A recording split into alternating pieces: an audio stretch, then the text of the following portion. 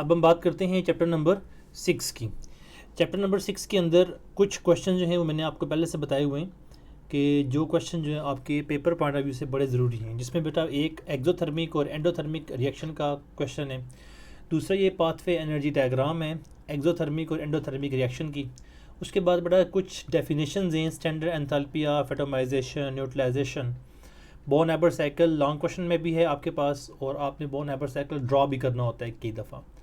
और what are the factor affecting latest energies के बारे में हम बात करेंगे।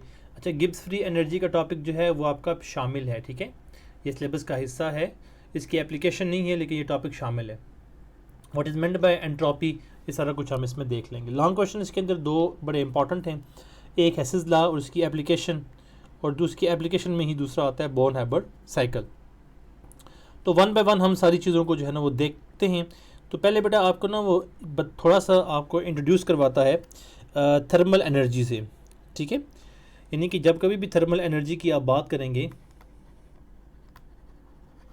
किसी भी सिस्टम की थर्मल एनर्जी की आप बात करेंगे तो बेटा आप बात कर रहे होंगे हीट की, ठीक है। अब हीट क्या है, मतलब किसी भी ऑब्जेक्ट को एक जगह से दूसरी जगह मूवमेंट करने के लिए जो एनर्जी किसी भी सिस्टम के पास होती है वो क्या कहलाती है, क्या वो बेटा कहलाती है उसकी thermal energy, energy for movement, ठीक है। अब इसकी जो यूनिट है बेटा एसआई यूनिट वो है जाउल, इसकी जो एसआई यूनिट है मेजर करने की वो क्या है, वो जाउल है। अब इसकी जो अगर हम कन्वर्ट करवाना चाहें इसको बेटा हम कैलोरीज में भी कन्वर्ट करवा सकते हैं। तो आपको पता है कि 1 कैलोरी इज इक्वल टू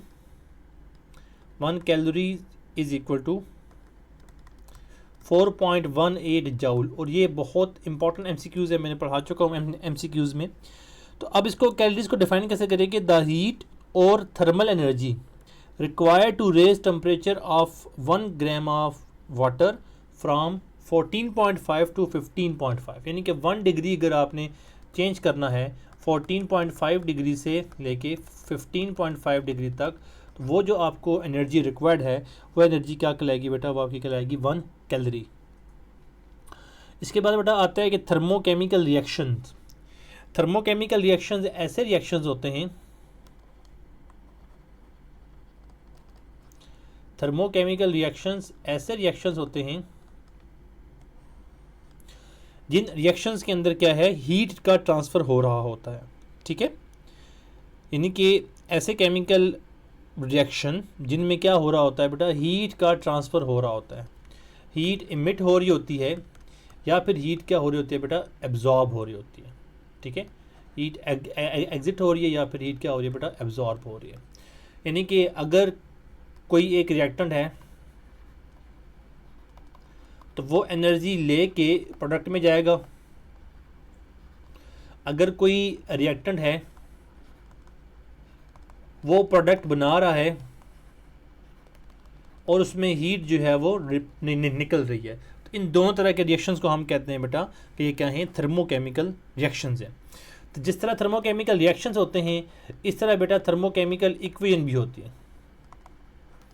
ये क्या, थर्मोकेमिकल इक्वेशन भी होती है।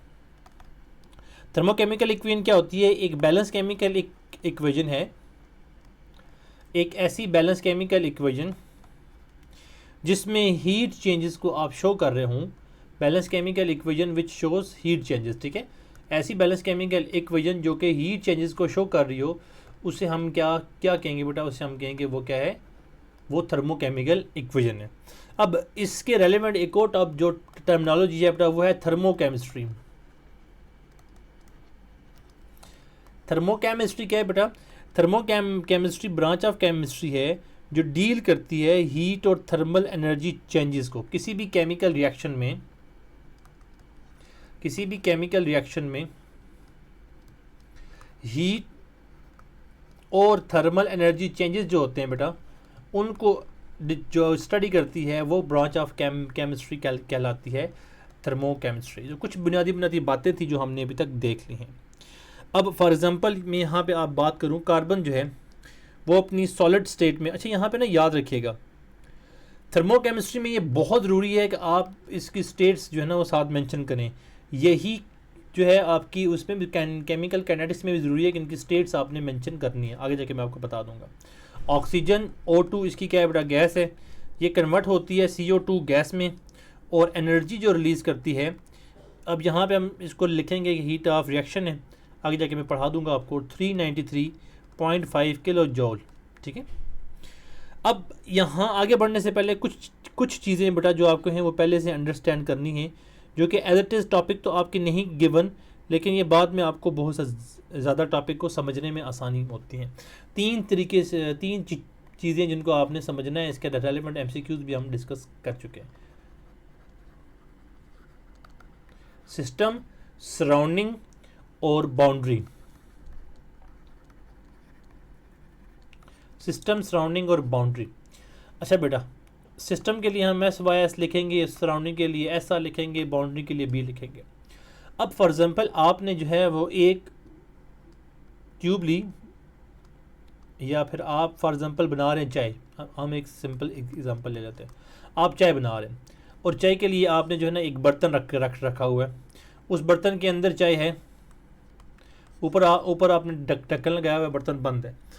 तो अब ये जो बर्तन है, जो भी आपकी केटल है या कुछ भी है जहाँ पे आप बना रहे हैं, तो इसके अंदर क्या है बेटा, इसके अंदर जो है वो आपके पास जो भी चाय है वो कहलाती है system. System, anything under observation, जो आपके अंडर ऑब्जर्वेशन हो वो कहलाती है सिस्टम। और जिस चीज़ ने इसको कवर किया हुआ है, फॉर एग्जांपल मैं इस रूम में बैठा हुआ हूँ, तो इस रूम के अंदर जो भी चीज़ें हैं वो सिस्टम है। जो इस रूम की दीवारें हैं वो है बेटा बाउंड्री, यानी कि जो बर्तन है हमारा वो क्या है, वो एक्ट एज अ बाउंड्री कार है। और इसके अलावा दुनिया जहान की पूरी यूनिवर्स अदर देन सिस्टम वो क्या कहलाएगी बेटा, वो कहलाएगी सराउंडिंग। यानी कि सराउंडिंग के सिंपल डेफिनेशन करते हैं, यूनिवर्स अदर देन सिस्टम जो है वो क्या कहलाएगी आपकी, वो आपकी सराउंडिंग कहलाएगी। बाउंड्री वो लाइन या मैटर जो सेपरेट कर रही हो, विच सेपरेट सिस्टम एंड सराउंडिंग। अब बड़ी ज़रूरी बात है बेटा, अगर आप अंडरस्टैंड करें इसको, तो गलत हो गया, अगर आप अंडरस्टैंड करें कि सिस्टम ने हीट रिलीज़ की, सिस्टम ने हीट रिलीज़ की, तो रिलीज़ करके किसको भेजी, बाउंड्री को, बाउंड्री ने किसको भेजी, सराउंडिंग को। तो कई दफ़ा लिखा होता है कि when heat is transfer from system to surrounding, तो आप बताएं वो रिएक्शन कौन सा है। When heat is transfer to surrounding to system, तो वो फिर आप बताएं कि वो जो है हीट ट्रांसफ़र क्या होता है। वो कुछ बातें थी जो मैंने आपको कहा कि मैं आपको पहले बता दूं, ताकि आगे जो हम रिएक्शन पढ़ेंगे उसके लिए हमें फिर आसानी हो। तो थर्मोकेमिकल रिएक्शन की बेटा क्या होती हैं, दो टाइप्स होती हैं। थर्मोकेमिकल रिएक्शन की कितनी टाइप्स हैं बेटा, दो। एक टाइप होती है एक्सोथर्मिक रिएक्शन, एक टाइप है एक्सोथर्मिक रिएक्शन, और दूसरी टाइप है बेटा एंडोथर्मिक रिएक्शन। एंडोथर्मिक, इसकी सारी डिटेल जो है ना आपको नोट्स में मिल जाएगी, इसके लिंक में पड़ा हुआ है आपके पास, नोट्स है वहाँ से निकाल लीजिएगा। तो एक्सोथर्मिक और एंडोथर्मिक रिएक्शन जो है वो क्या होते हैं, कैसे होते हैं, कैसे कैसे हम उनको स्टडी करते हैं, तो वो ज़रा देख लेते हैं। बेटा देखो, अक्सर हमें भूल जाती हैं टर्म्स, इसलिए हमने EX से याद कर लेना है एग्जिट, और EN से याद कर लेना है इंटर। ऐसा सिस्टम जिसमें एनर्जी एग्जिट हो रही हो वो कहलाता है एक्सोथर्मिक, जिसमें इंटर हो रही हो वो कहलाता है एंडोथर्मिक। तो इसमें क्या होगा बेटा, इसमें जो है रिएक्टेंट, प्रोडक्ट प्लस जो है वो क्या है, हीट। यानी कि हीट किस में आती है बेटा, हीट आती है फॉर्म यानी प्रोडक्ट के साथ लिखी जाती है। एक्सोथर्मिक में हीट किस में लिखी जाएगी बेटा, वो प्रोडक्ट में लिखी जाएगी। और एंडोथर्मिक में हीट किसके साथ लिखी जाएगी, reactant plus heat gives product. अब इसकी डेफिनेशन क्या होगी बेटा, अब सिंपल कहेंगे अ केमिकल रिएक्शन, ऐसा chemical reaction that proceed with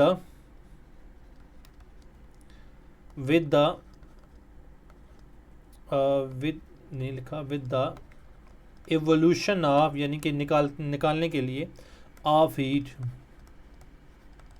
ठीक है, ये क्या कहलाता है बेटा, ये क्या क्या कहलाता है, एक्सोथर्मिक रिएक्शन। अब इसमें क्या होगा कि सिस्टम ट्रांसफर, अब आपको पता लगा सिस्टम्स क्या होता है, सिस्टम ट्रांसफर हीट या फिर एनर्जी टू सराउंडिंग, ठीक है बेटे। और इसमें क्या होगा कि रिएक्टेंट कन्वर्ट होते हैं। एग्जांपल क्या है बेटा, बर्निंग ऑफ फ्यूल हो गया। आप देखो ना, आपने सुबह जो है ना वो खाना आपकी मामा ने सुबह खाना बनाया होगा, तो आपने क्या किया, उस खाना बनाने के लिए CH4 एक मीथेन गैस है, उस गैस को आपने बर्न किया, उससे हीट प्रोड्यूस हुई। उस हीट के प्रोड्यूस होने से क्या हुआ बेटे, आपका जो खाना है वो पक गया, ठीक है। अब एग्जांपल क्या है बेटा, कार्बन को आपने ऑक्सीजन के साथ बर्न किया, CO2 बना, कुछ हीट जो है वो क्या होगी, निकल गई। अच्छा, अब बच्चे यहाँ पे कंफ्यूज होते हैं कि सर आप बताएं कि नेगेटिव क्यों लिखते हैं। तो बेटा याद रखिएगा कि जब कभी भी हीट का डिस्कस करना है, साइन को, साइन ऑफ हीट जब कभी भी डिस्कस करना है, आपने देखना है सिस्टम को। हीट निकली है, सिस्टम से बाहर गई है, तो क्या हो जाएगी, -393.5। हीट सिस्टम के अंदर दाखिल हुई है, तो आप लिखेंगे प्लस, ठीक है। तो ये माइनस का प्लस का जो चक्कर है, फॉर एग्जांपल +53.8 जो है ना वो क्या है, हाइड्रोजन आयोडाइड के बनाने का रिएक्शन है। तो अब जब कभी भी एक्सोथर्मिक रिएक्शन में लिखेंगे तो आप कहेंगे the enthalpy change is negative, ठीक है, या आप कहेंगे कि it is written in negative sign, ठीक है। अच्छा, अब आते हैं एंडोथर्मिक में। तो अब सिंपल इसकी डेफिनेशन सिंपल है, जहाँ एवोल्यूशन ऑफ हीट है तो वहाँ क्या हो जाएगा, एब्जॉर्प्शन ऑफ हीट, ठीक है। एब्जॉर्प्शन ऑफ हीट के हीट एब्जॉर्ब की गई है बेटा। इसमें क्या हो गया बेटा, सराउंडिंग जो है वो ट्रांसफ़र होती है, सराउंडिंग से हीट जो है वो क्या होती है, ट्रांसफ़र होती है टू सिस्टम। और इसकी एग्जांपल जो है ना वो बहुत सारी एग्जांपल हैं। सिंपल एक एग्जांपल क्या है बेटा कि आप हाइड्रोजन जो है इसको आपने कन्वर्ट करवाना है किसके अंदर बेटा, हाइड्रोजन आयोडाइड के अंदर, और एनर्जी चेंज जो आएगा वो आएगा +53.8 किलो जूल, ठीक है। सिमिलरली बहुत सारे और भी रिएक्शंस हैं, वो भी आप लिख सकते हैं। तो अगर आपसे जो सवाल आता है एक्सोथर्मिक और एंडोथर्मिक का कंपैरिजन है, वो देखिए यहाँ पे ऑटोमेटिकली ड्रॉ हो चुका है, और उसके रेलेवेंट आप जो है ना वो चीज़ें डिस्कस भी कर सकते हैं। अच्छा, कुछ फिनोमेनाज ऐसे होते हैं बेटा कि जिनको आपने एक्सोथर्मिक और एंडोथर्मिक जो है ना एक्सप्लेन करना होता है, तो वो फिनोमेना बेस्ड ऑन, अच्छा कई दफ़ा ना देखो सिंपल सा एक बात याद रखो, देखो लिक्विड है, गैस है, और क्या बेटा, सॉलिड है। सॉलिड जो है कुछ केसेस में डायरेक्ट लिक्विड में कन्वर्ट होता है, for example in the case of ice, लेकिन वो भी जो है वो एब्जॉर्ब करके एनर्जी जो है वो आता है, ठीक है। तो लिक्विड जो है वो गैस में कन्वर्ट होता है, एनर्जी क्या आएगा बेटा, एब्जॉर्ब करके आएगा। गैस को लिक्विड में कन्वर्ट करना है, गैस को लिक्विड को सॉलिड में कन्वर्ट करना है, तो बेटा ये एनर्जी इनके पास होती है ज़्यादा, इनको एनर्जी क्या करनी पड़ेगी, रिलीज़ करनी पड़ेगी। तो ये याद रखना, ये फिनोमेना अगर आपको याद हो गया ना कि किस फेज़ से किस फेज़ में जाते वक्त कौन सी एनर्जी रिलीज़ होनी है, और एनर्जी रिलीज़ होगी तो उसका रिजल्ट क्या होगा, फिर एंडोथर्मिक एक्सोथर्मिक का कॉन्सेप्ट आपका कोई टेंशन नहीं, आप इजीली कर लेते हैं। ठीक हो गया जी। नेक्स्ट बेटा आपका टॉपिक आता है कि heat of reaction. Very good.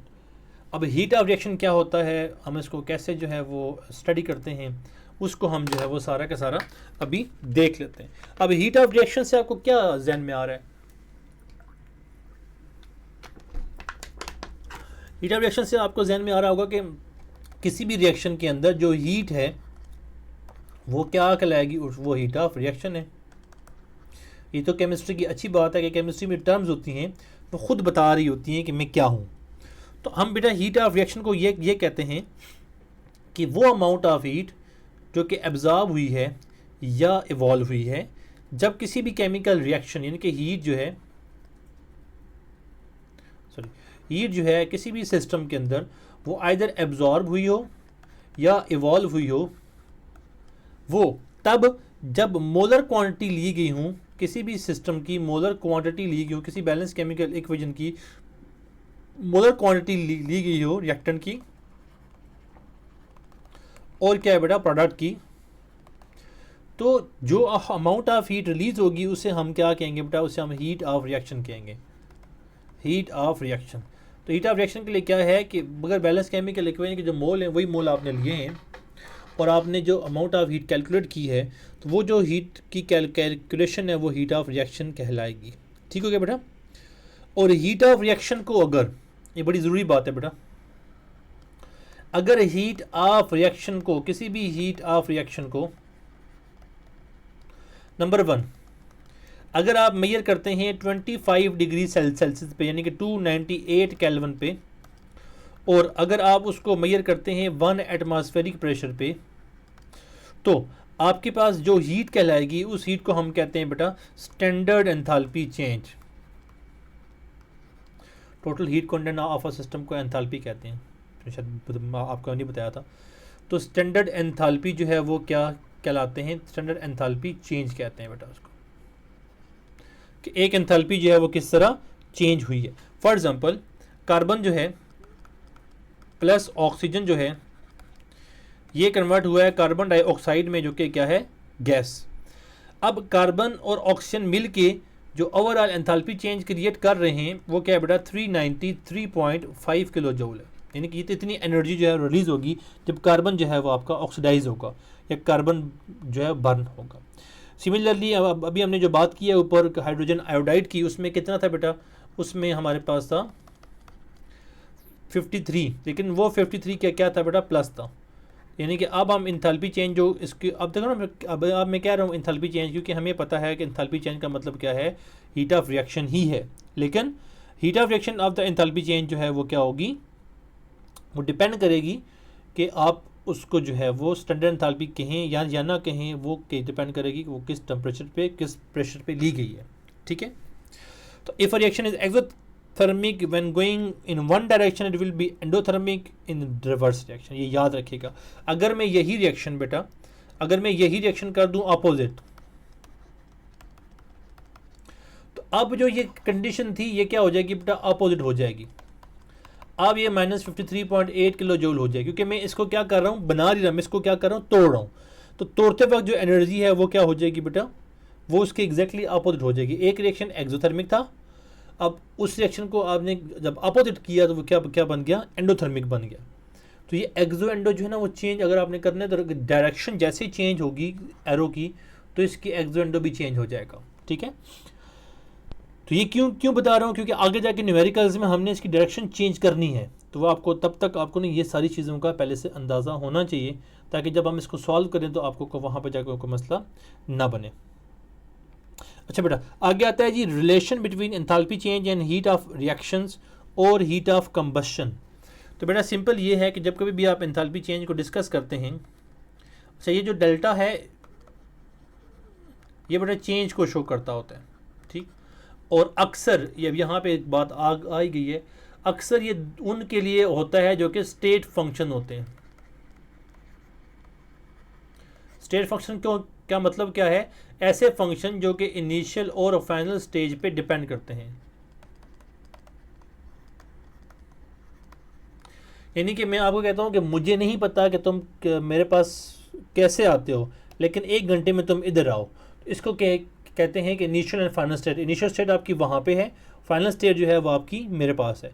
तो अब मुझे कोई परवाह नहीं किस रास्ते से आप आते हैं, तो ये जो है वो क्या है, स्टेट फंक्शन। लेकिन मैं कहूँ कि तुमने इस रास्ते से हो के 4 जगहों पे ये काम करके आने हैं, तो उसको हम कहते हैं कि बेटा वो क्या है, पाथ फंक्शन है।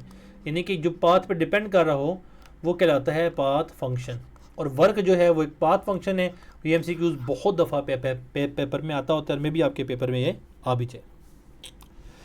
अच्छा बेटा, एंथैल्पी चेंज जो है वो सिस्टम और सराउंडिंग के डेल्टा H नेगेटिव होता है, वो हमने सारा कुछ डिस्कस कर लिया। अब हम आते हैं स्टैंडर्ड स्टेट्स और स्टैंडर्ड एंथैल्पी चेंज। तो सबसे ज़रूरी चीज़ है बेटा कि स्टैंडर्ड एंथैल्पी चेंज के लिए आपको कंडीशन जो है वो पता होनी चाहिए। तो condition for standard heat of reaction, condition for standard heat of reaction यानी कि स्टैंडर्ड एंथैल्पी चेंज जो हमने बात की है। तो बेटा दो चीज़ें तो हमने पहले से पढ़ी हैं, 25 डिग्री टेम्परेचर और 180 जो है ना वो क्या हो, प्रेशर हो। लेकिन यहाँ पे जो है ना वो स्टैंडर्ड स्टेट्स भी होनी चाहिए, यानी कि एलिमेंट्स के लिए भी कुछ कंडीशन है कि उनकी जो स्टेट्स है वो भी क्या होनी चाहिए बेटा, स्टैंडर्ड स्टेट होनी चाहिए। अब स्टैंडर्ड स्टेट्स कैसे होनी चाहिए उसको ज़रा हम देख लेते हैं। देखो आपने कभी भी कोई आपने जो सोल्यूशन लेना है, एक्वस सोल्यूशन लेंगे तो वो 1 मोलर कंसनट्रेशन का हो, और जब कभी भी आप जो है वो स्टैंडर्ड स्टेट लें तो वो गैस की एटीएम पे, यानी कि आप जब कभी किसी भी गैस को कंसिडर करें तो गैस की वो स्टेट जो कि स्टेबल स्टेट हो एट 1 एटमॉस्फेरिक प्रेशर, 1 एटीएम पे जो गैस की स्टेबल है वो आप जो है ना वो स्टेट लेंगे। नंबर 2 वो standard state of element compound जो कि मोर स्टेबल है, ठीक है, the most stable physical state है बेटा वो आपने कंसिडर करनी है कहाँ पे, at 1 ATM and 25 degree Celsius. यानी कि आपने फॉर एग्जांपल ओजोन है, ऑक्सीजन है, ओ एक है एटॉमिक ऑक्सीजन है, आपने वो स्टेट उसकी कंसिडर करनी है जिस स्टेट में वो क्या हो, इस 1 एटमॉस्फेरिक प्रेशर 25 डिग्री पे वो स्टेबल हो। यानी कि एक एलिमेंट है जो कि ओ में रहता है, O2 में रहता है, O3 में रह जाता है, हमने देखना है इनमें से जो 1 एटमॉस्फेरिक प्रेशर 25 डिग्री पे कौन सा स्टेबल है, जो स्टेबल होगा हमने उस स्टेट में इसको कंसिडर करना है। और फिर क्या है बेटा, फिर आपने इसको जो एक्वस सोल्यूशन है उसकी जो कंसंट्रेशन है वो आपने 1 मोलर करनी है, ऑफ कंसंट्रेशन जो है वो 1 मोलर कंसंट्रेशन। तो अभी तक हमने क्या कहा बेटा कि गैस जो है 1 एटमॉस्फेरिक प्रेशर पे हो, और अगर 1 एटमॉस्फेरिक प्रेशर पे गैस नहीं है, कोई भी एलिमेंट या कंपाउंड है बेटा, तो वो भी 1 एटमॉस्फेरिक प्रेशर 25 डिग्री पे कौन सा स्टेबल स्टेट है वो अपनी स्टेबल स्टेट में हो, और 1 मोलर कंसंट्रेशन जो है उसके अंदर हो। ये सारी कंडीशन अगर एप्लीकेबल होती हैं, फिर जो आप एंथैल्पी फाइंड करेंगे, फिर जो आप हीट ऑफ रिएक्शन फाइंड करेंगे वो फिर स्टैंडर्ड होगी। और स्टैंडर्ड के लिए ना हम एक छोटा सा एच के ऊपर गोल दायरा लगाते हैं, ठीक है, डॉट सा लगाते हैं, विच मीन्स कि ये स्टैंडर्ड है, ठीक है। अब स्टैंडर्ड एंथैल्पी ऑफ रिएक्शन क्या है, तो अभी हमने डिटेल में डिस्कस किया था इसको। तो पहला बेटा आपके पास आता है standard enthalpy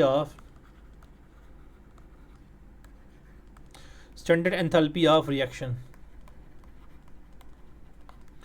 delta H R मतलब रिएक्शन, ऊपर जब लगाएंगे हम छोटा सा डॉट तो उसका मतलब क्या होगा कि बेटा कि ये क्या है, स्टैंडर्ड्स हैं। तो अब ये क्या है कि ये किसी भी रिएक्शन का स्टैंडर्ड एंथैल्पी, यानी कि किसी भी रिएक्शन की, मतलब वो डिपेंड नहीं कर रहा कि कोई बन रहा है, कोई जल रहा है, कुछ भी हो, कोई भी रिएक्शन हो, उसके अंदर जो भी हीट निकल रही है या एब्जॉर्ब हो रही है, एंथैल्पी चेंज ऑफ रिएक्शन में reactant and mole are there in standard states. इसमें एक कंडीशन क्या है बेटा, सिंपल इसकी डेफिनेशन में लिख लेता हूँ ताकि आपको बाद में मसला ना बने। The enthalpy change in a chemical reaction, the enthalpy change in a chemical reaction when reactants and products are in their standard states and their molar concentration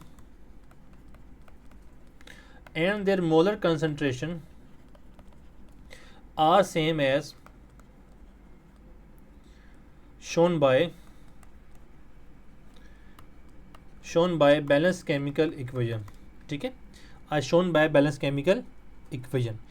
अच्छा, इसमें पूरी डेफिनेशन में क्या क्या उसने बताया, उसने कहा है कि जब भी कभी भी किसी भी केमिकल इक्वेशन का आप बात करेंगे तो पहली तो ये है कि उनके जो रिएक्टेंट और प्रोडक्ट हैं वो अपनी स्टैंडर्ड स्टेट्स में हों। स्टैंडर्ड स्टेट्स के बारे में हमने बात कर ली है कि 1 एटमॉस्फेरिक प्रेशर पे हो, 25 डिग्री पे और 1 मोलर कंसनट्रेशन पे जो भी आपके पास स्टेट्स बनती हैं उनको आपने कंसिडर करना है, और उनकी मोलर कंसनट्रेशन वही हो जो बैलेंस केमिकल इक्वेशन में है। For example H2 plus O2 gives H2O।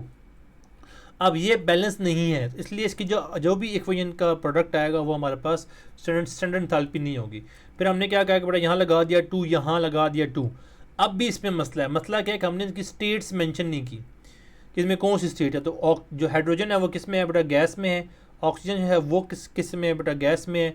Water जो है वो क्या है, 25 डिग्री पर लिक्विड स्टेट में होता है। अब जो आपके पास एंथैल्पी ऑफ रिएक्शन आएगी उसको हम जो है ना वो स्टैंडर्ड एंथैल्पी ऑफ रिएक्शन कहेंगे। वो है बेटा -571.6 किलो जॉल। ठीक है, तो अब आपको समझ लगी कि enthalpy change, enthalpy standard enthalpy of reaction क्या है। कि अगर किसी भी बैलेंस केमिकल इक्वेशन के जो भी रिएक्टेंट और प्रोडक्ट्स हैं उनकी अगर स्टैंडर्ड स्टेट ली जाए तो जो मोलर कंसनट्रेशन है वही ली जाए जो बैलेंस केमिकल इक्वेशन की थी। जो भी चेंज आएगा रिएक्टेंट्स का या प्रोडक्ट्स का, वो जो चेंज होगा उसे हम कहेंगे बेटा कि वो standard enthalpy change of enthalpy of reaction होगी। इसके अलावा जो इसकी एग्जांपल है बेटा वो क्या है, CH4 की एग्जांपल आप ले सकते हैं। प्लस ऑक्सीडेशन इसकी हमने की है। इसकी ऑक्सीडेशन के नतीजे में जो है वह क्या बना है बेटा, वाटर बना है। तो इसको आप बैलेंस कर लें।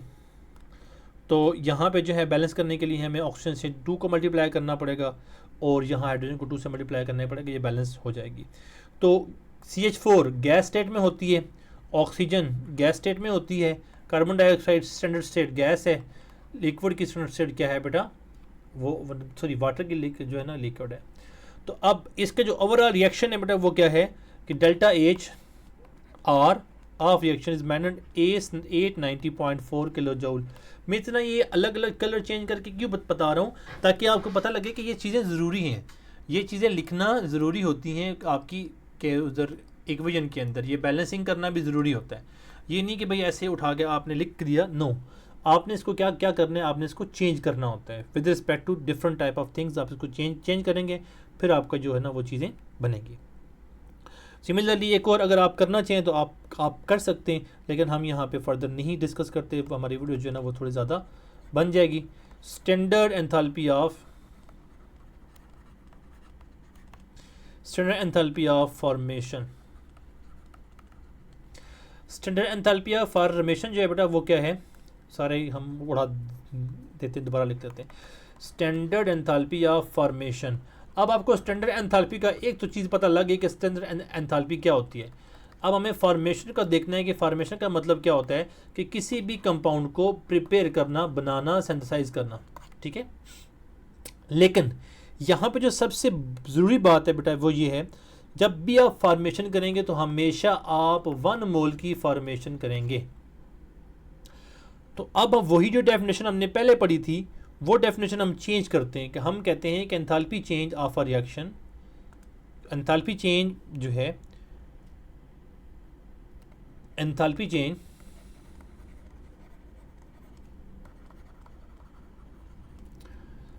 that accompanies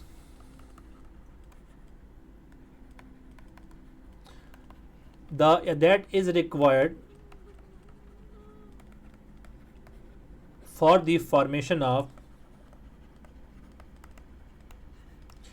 formation of 1 mole of a compound. ठीक है, अब फ्रॉम इट्स, ये बड़ी ज़रूरी बात है बेटा, from its elements with all substance in their standard state, will all substance in their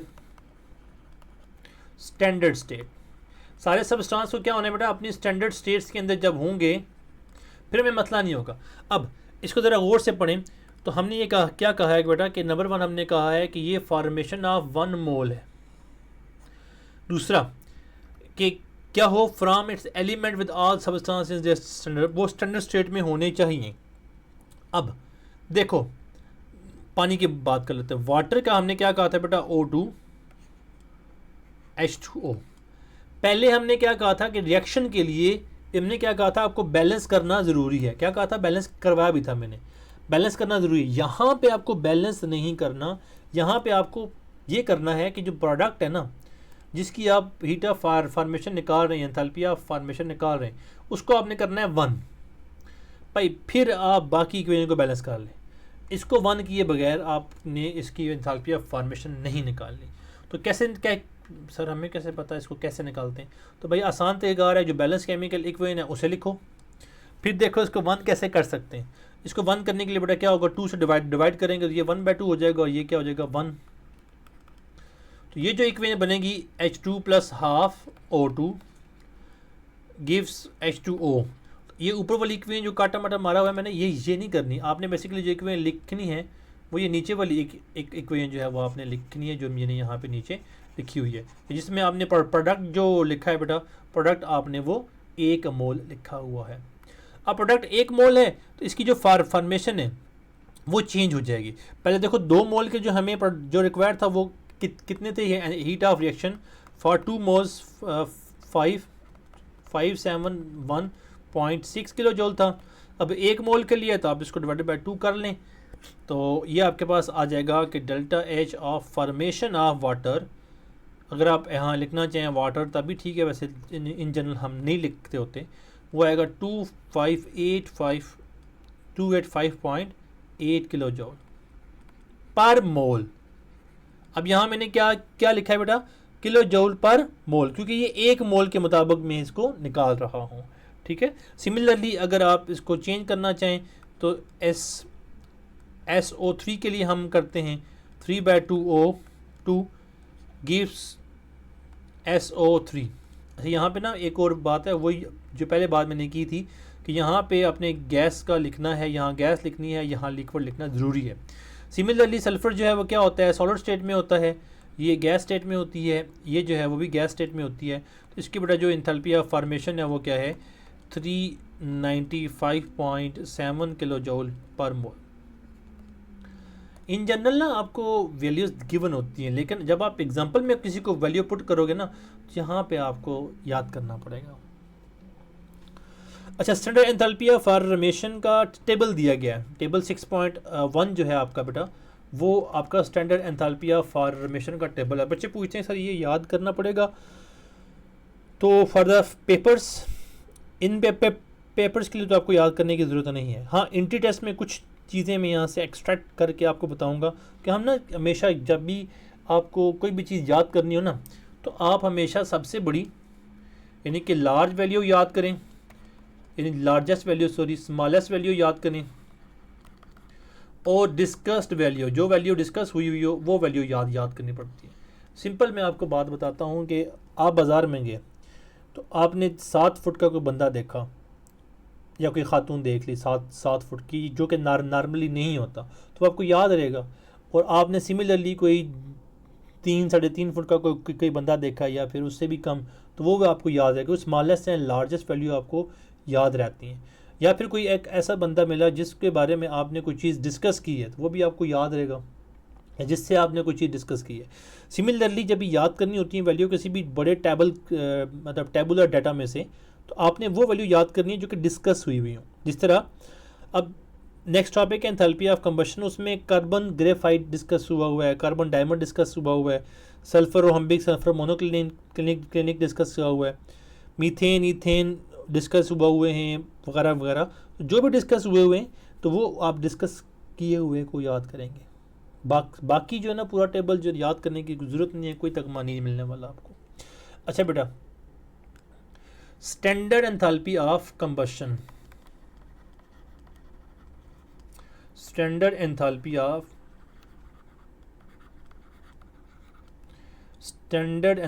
of combustion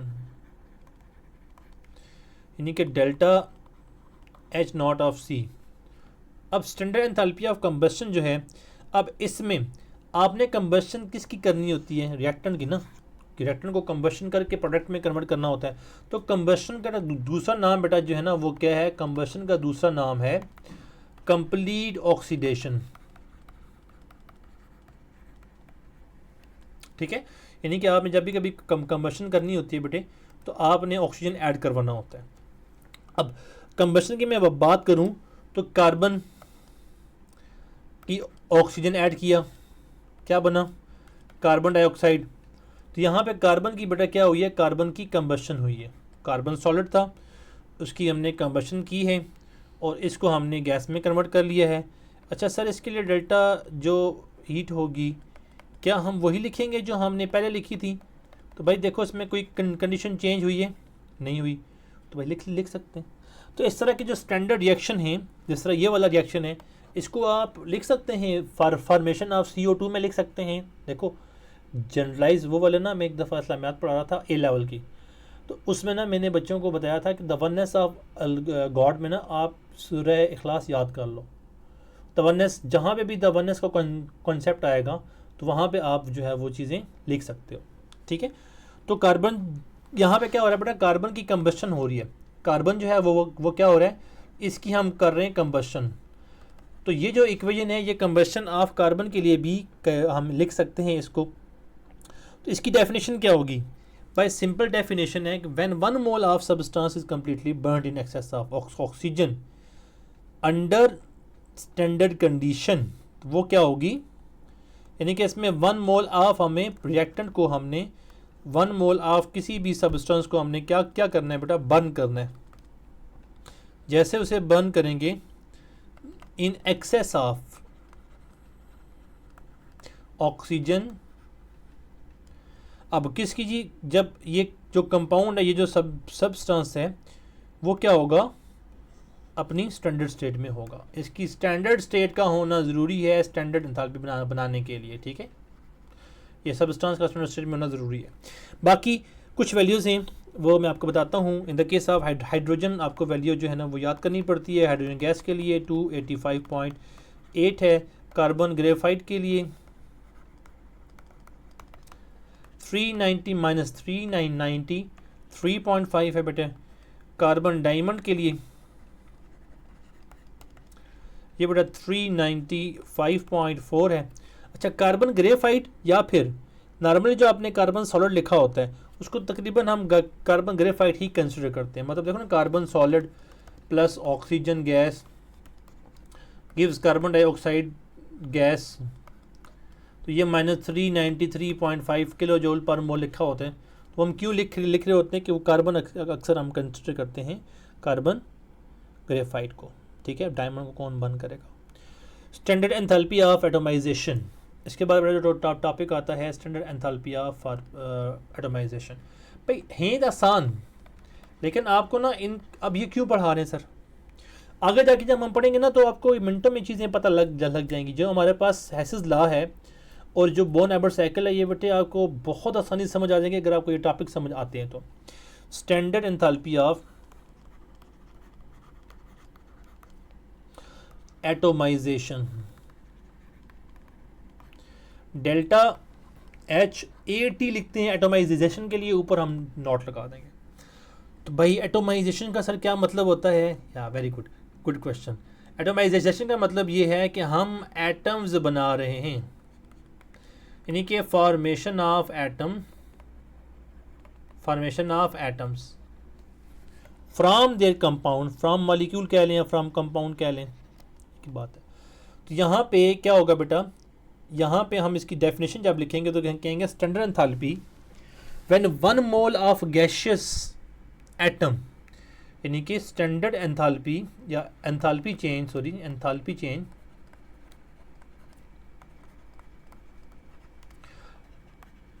when 1 mole of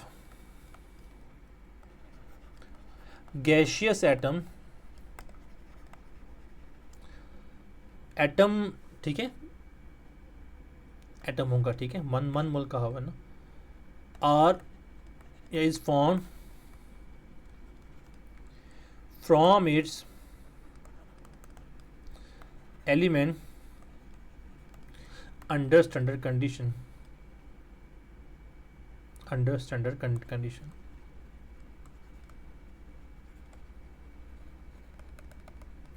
element या फिर उसके कंपाउंड से हम बनाएंगे तो वो क्या होगा, जो है वो क्या क्या कहलाएगा स्टैंडर्ड कंडीशन में।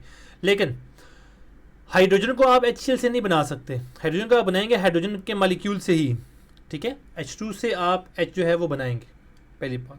दूसरा, आप ये नहीं कर सकते कि H2 से 2H बना लें, आपको हमेशा एक एटम बनाना है, 1 मोल बनाना है, ठीक है।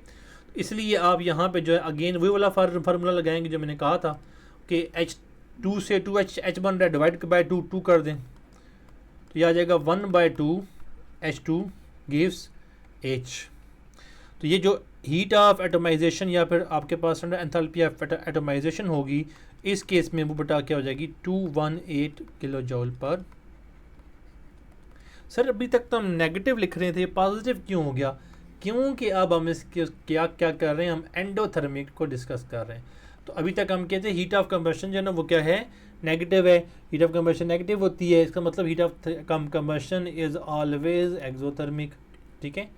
Heat of formation depend on the formation of compound, ठीक है। तो हीट ऑफ एटमाइजेशन जो है ना वो क्या होती है, पॉजिटिव होती है, क्योंकि हमें एनर्जी दे के बनाना पड़ता है। एक और डिस्कस कर लेते हैं, हाफ Cl2। अच्छा, हाफ H2 क्या था बेटा, गैस था, प्रोडक्ट जो बना है वो भी गैस है। ये क्या बना बेटा, Cl बना। इसके लिए जो हीट ऑफ एटमाइजेशन चाहिए आपको, वो आपकी चाहिए +121 किलो जूल पर मोल चाहिए। Very good.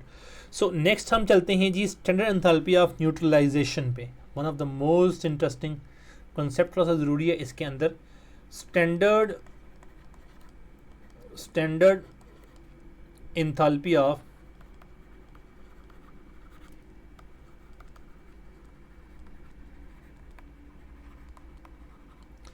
Neutralisation, delta HN, standard enthalpy of neutralisation.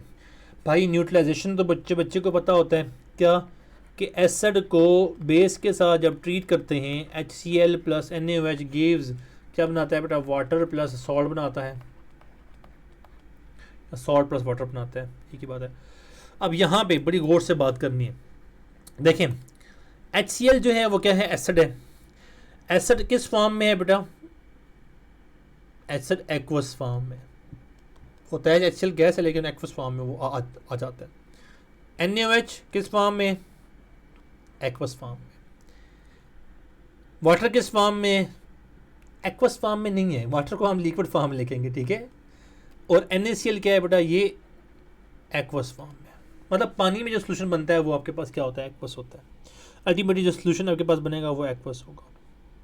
अब NaOH का सोल्यूशन आपने बनाया, HCl का सोल्यूशन बना हुआ था, 37% होता है, बाकी पानी होता है, एक ही बात है। तो अब आपके पास क्या है, आपके पास एक सोल्यूशन है, उस सोल्यूशन में एक कंपाउंड बना है, बाकी जो भी चीज़ें हैं देखो ना, ये दोनों तो चले गए, कन्वर्ट हो गए भाई साहब इन दोनों में।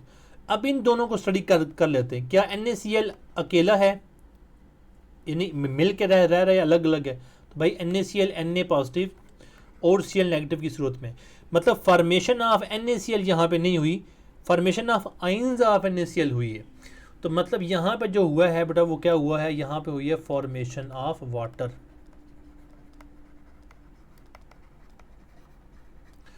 कैसे, इस HCl की तरफ से आया H पॉजिटिव, ठीक है, जो कि क्या था बेटा, HCl से आया तो ये एक्वस है, ये छोटा लिखाते हैं।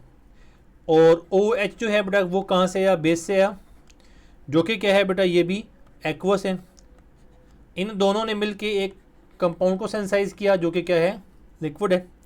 तो अब जितनी भी एनर्जी इस सिस्टम ने हासिल की या रिलीज़ की, जो भी किया, वो किसकी होगी, फॉर्मेशन ऑफ वाटर की। Very good. तो इसका मतलब कि हम ये कह सकते हैं कि जो -57.4 किलो जूल पर मोल जो एनर्जी हासिल हुई है वो बेसिकली एसिड बेस ने किसको दी है, वो वाटर की फॉर्मेशन के लिए इस्तेमाल की है। इसीलिए डेफिनेशन क्या होगी, अब आपको डेफिनेशन समझ आएगी बच्चे, कि the amount of heat evolved असल निकलती है ना, एसिड बेस करेक्शन करते हुए एक्सोथर्मिक होता है, when 1 mole of H positive ion कहाँ से आए भाई H positive ions? From N acid. कहाँ से आए बेटा? एसिड से आए। कंबाइन होते हैं 1 mole of, combine with 1 mole of OH from a base,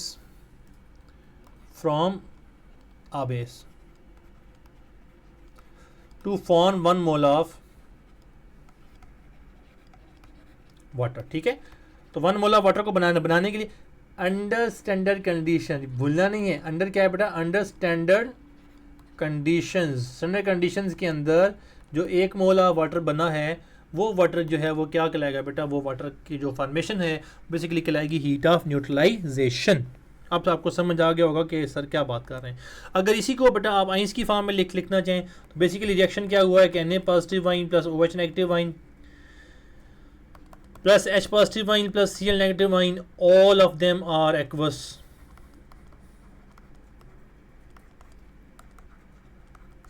मिलके क्या हुआ बेटा? मिलके Na पॉजिटिव आइन को कोई फर्क नहीं पड़ा, एक्वस ही रहा। Cl नेगेटिव आइन को कोई फर्क नहीं पड़ा, एक्वस ही रहा। लेकिन भाई साहब बन गए। इसके लिए जो एनर्जी चाहिए बेटा वो कितनी है? -57.4 किलो जूल पर मोल। अब इसको मैं कर देता हूँ रेज। अच्छा बेटा, स्टैंडर्ड एंथैल्पी ऑफ सॉल्यूशन इसके बाद आ गई। Standard enthalpy of solution,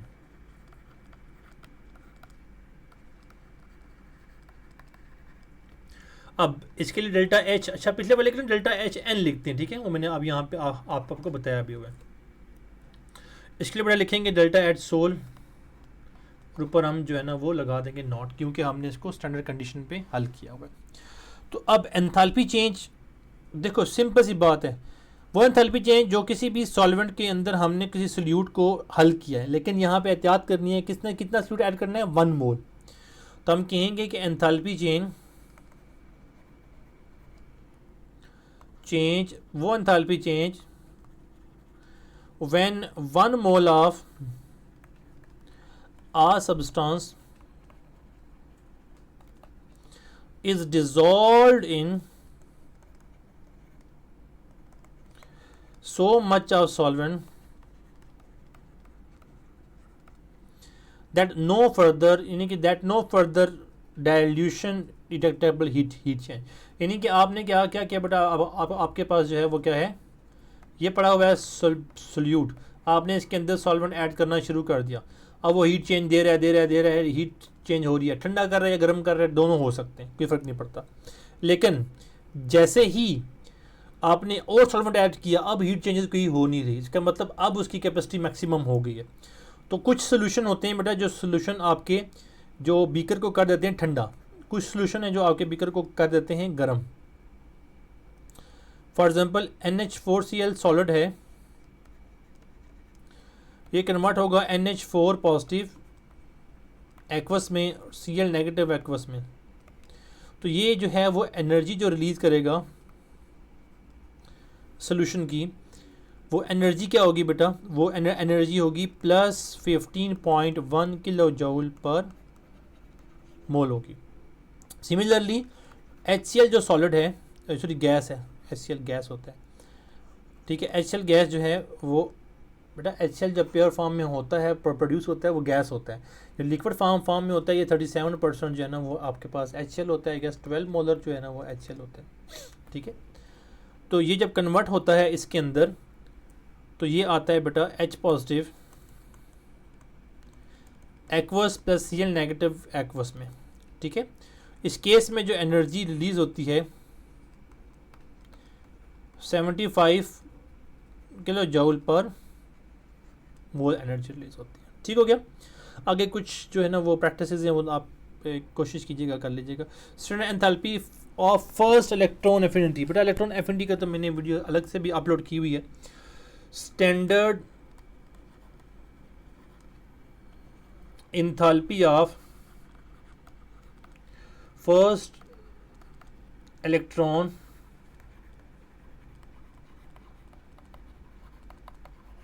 affinity, ठीक है। तो अच्छा इसको हम लिखेंगे जी delta H delta H E A standard, ठीक है। तो वो standard enthalpy when 1 mole of gaseous atom gained 1 electron to form 1 mole of gaseous ion with a single negative charge. ये याद रखिए कि सिंगल नेगेटिव चार्ज का ज़रूरी है। क्लोरीन गैस जब एक इलेक्ट्रॉन लेगी तो क्लोरीन गैस बनेगी नेगेटिव के, ठीक है। क्लोरीन गैस का मतलब वो मालिक्यूल की बात नहीं कर रहा। क्लोरीन एटम गैसियस स्टेट में जब वो chlorine negative atom gaseous state में जाएगा, उस केस में जो डेल्टा एच का चेंज आएगा जिसको हम ई ए कहते हैं, उसको कहेंगे बेटा 349 किलो जूल पर मोल जो है उसके पास energy.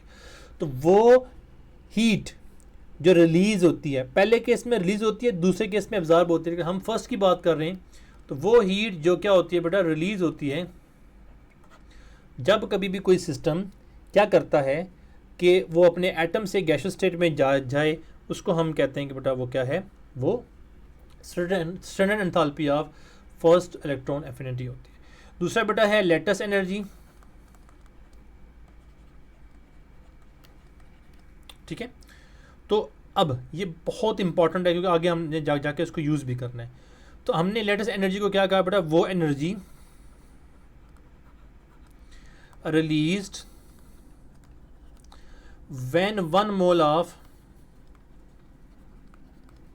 Ionic compound is form. Ionic compound is formed कहां से बेटा, इट्स कॉन्स्टिट्यूट गैसियस आयन से। अब सोडियम क्लोराइड है, सोडियम और क्लोरीन मिलके क्या क्या करते हैं बेटा, सोडियम क्लोराइड बनाते हैं। लेकिन सोडियम पॉजिटिव है इन द फॉर्म ऑफ गैस होना चाहिए, क्लोरीन नेगेटिव है इन द फॉर्म ऑफ गैस होनी चाहिए। NaCl जो है वो अपनी स्टैंडर्ड स्टेट में वो क्या है, सॉलिड है। इस केस में जो एनर्जी आपके पास एंथैल्पी आएगी, इसको हम लिखेंगे लेटिस, और ये कहलाएगी -787 किलो जूल पर मोल। बाकी इसकी फैक्टर के बारे में हम आगे जाकर डिस्कस करते हैं। इसके बाद बेटा बॉन्ड एनर्जी का टॉपिक है, हम डिटेल में पहले डिस्कस कर चुके हैं बॉन्ड एनर्जी का टॉपिक जो है उधर चैप्टर नंबर 3 में। लेकिन यहाँ पे जो बॉन्ड एनर्जी है, वहाँ पे बॉन्ड एनर्जी में थोड़ा सा डिफरेंस है। अब बॉन्ड एनर्जी देखो बेटा, बॉन्ड एनर्जी हमने क्या कहा था कि वो एनर्जी जो कि सिमिलर बॉन्ड्स को तोड़ने में इस्तेमाल होती है, यानी कि सिमिलर बॉन्ड्स ब्रेकिंग एनर्जी, क्योंकि हर बॉन्ड की ब्रेकिंग एनर्जी अलग होती है, इसलिए हमने किसी भी मॉलिक्यूल में सिमिलर टाइप ऑफ बॉन्ड्स को तोड़ने के लिए जो एनर्जी चाहिए वो क्या कहलाती है, बॉन्ड एनर्जी चाहिए, ठीक है। अब ब्रेकिंग जब भी बॉन्ड होगी ना, वो एनर्जी रिक्वायर करेगी क्योंकि आपने तोड़ना है। बॉन्ड जो फॉर्मेशन होगी वो एनर्जी जो है वो क्या क्या करेगी बेटा, रिलीज करेगी। अब यहाँ पे जो मेन पॉइंट है वो ये है कि लाजमी नहीं है कि जो नंबर ऑफ बॉन्ड ब्रोकन हो, देखो ना बॉन्ड ब्रोकन जो है, जब भी बॉन्ड टूटेंगे तो एनर्जी रिक्वायर्ड होगी, जब भी बॉन्ड फॉर्म होंगे एनर्जी रिलीज होगी। लेकिन कई दफ़ा ऐसा होता है कि जो रिएक्टेंट में जो प्रोडक्ट बनते हैं, प्रोडक्ट वाले क्या हैं बेटा, फॉर्मेशन वाले हैं, इसमें जो हैं वो क्या हैं, इसमें ब्रोकन वाले हैं। तो ब्रोकन वाले अगर ज़्यादा हो जाएं फॉर्मेशन वाले से तो आपको हीट जो है वो रिक्वायर्ड होती है, और अगर फॉर्मेशन वाले ज़्यादा हो जाएं ब्रोकन वाले से तो आपको जो है ना हीट जो है ना वो निकलती है सिस्टम के अंदर से। ये थोड़ा सा ना आपको याद करना पड़ेगा। तो सम ऑफ बॉन्ड एसोसिएशन एनर्जी जो है वो रिएक्टेंट की, और उसको अगर आप माइनस करें सम ऑफ बॉन्ड एनर्जी ऑफ जो है बेटा वो प्रोडक्ट्स की, तो आप ये कर सकते हैं कि आप इसकी जो हीट चेंजेस हैं, इनके एंथैल्पी चेंज है उसको आप फाइंड कर सकते हैं। तो अगर आपने एंथैल्पी चेंज फाइंड करना है, जो मैंने अभी बताया है कि अगर सारे जो हमें जो रिएक्टेंट्स हैं यानी कि जो बॉन्ड हैं, sum of enthalpy change of bond broken अगर हमें पता लग जाए, उसको अगर हम माइनस कर लें sum of enthalpy change of bond formed को, तो फिर एंथैल्पी में मिनटों में पता लग जाएगी, हमें कोई बड़ा मसला नहीं है। कैसे सर जी, बताता हूँ। देखिए बेटा 2H2 in the form of gaseous state, O2 in the form of gaseous state से मिलता है 2H2 O in the form of liquid state मिलता है। आपसे पूछता है भाई साहब बताएं डेल्टा एच कितना होगा। अच्छा, उन्होंने ना आपको ये बता दिया है कि इसकी बॉन्ड एसोसिएशन एनर्जी जो है वो क्या है 436 किलो जूल है पर मोल, ठीक है।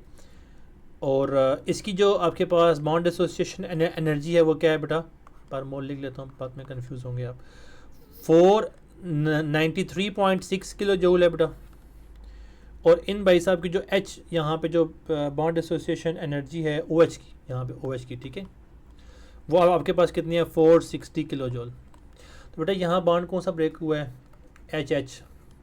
कितने बॉन्ड ब्रेक हुए हैं, 2। यहाँ कितने बॉन्ड ब्रेक हुए हैं बेटा, ऑब्वियसली ऑक्सीजन के दरमियान ब्रेक हुए ना, और तो ब्रेक नहीं हुआ। यहाँ ओ एच इसके दरमियान ब्रेक हुआ है। तो अब हम इसको देख लेते हैं कि अगर हमें निकालनी है डेल्टा एच, तो हमें पता है कि सम ऑफ एंथैल्पी ऑफ H2 और सम ऑफ एंथैल्पी ऑफ O2 उसकी हमें H of O2 minus product की जो है ना वो क्या है, सम ऑफ एंथैल्पी ऑफ वाटर हमें चाहिए, वाटर नहीं सॉरी OH चाहिए, क्योंकि OH का हमने करना है बॉन्ड। इसको आप सिंपल फॉर्म में लिखें तो ये लिखेंगे कि 2 into bond association energy of H2।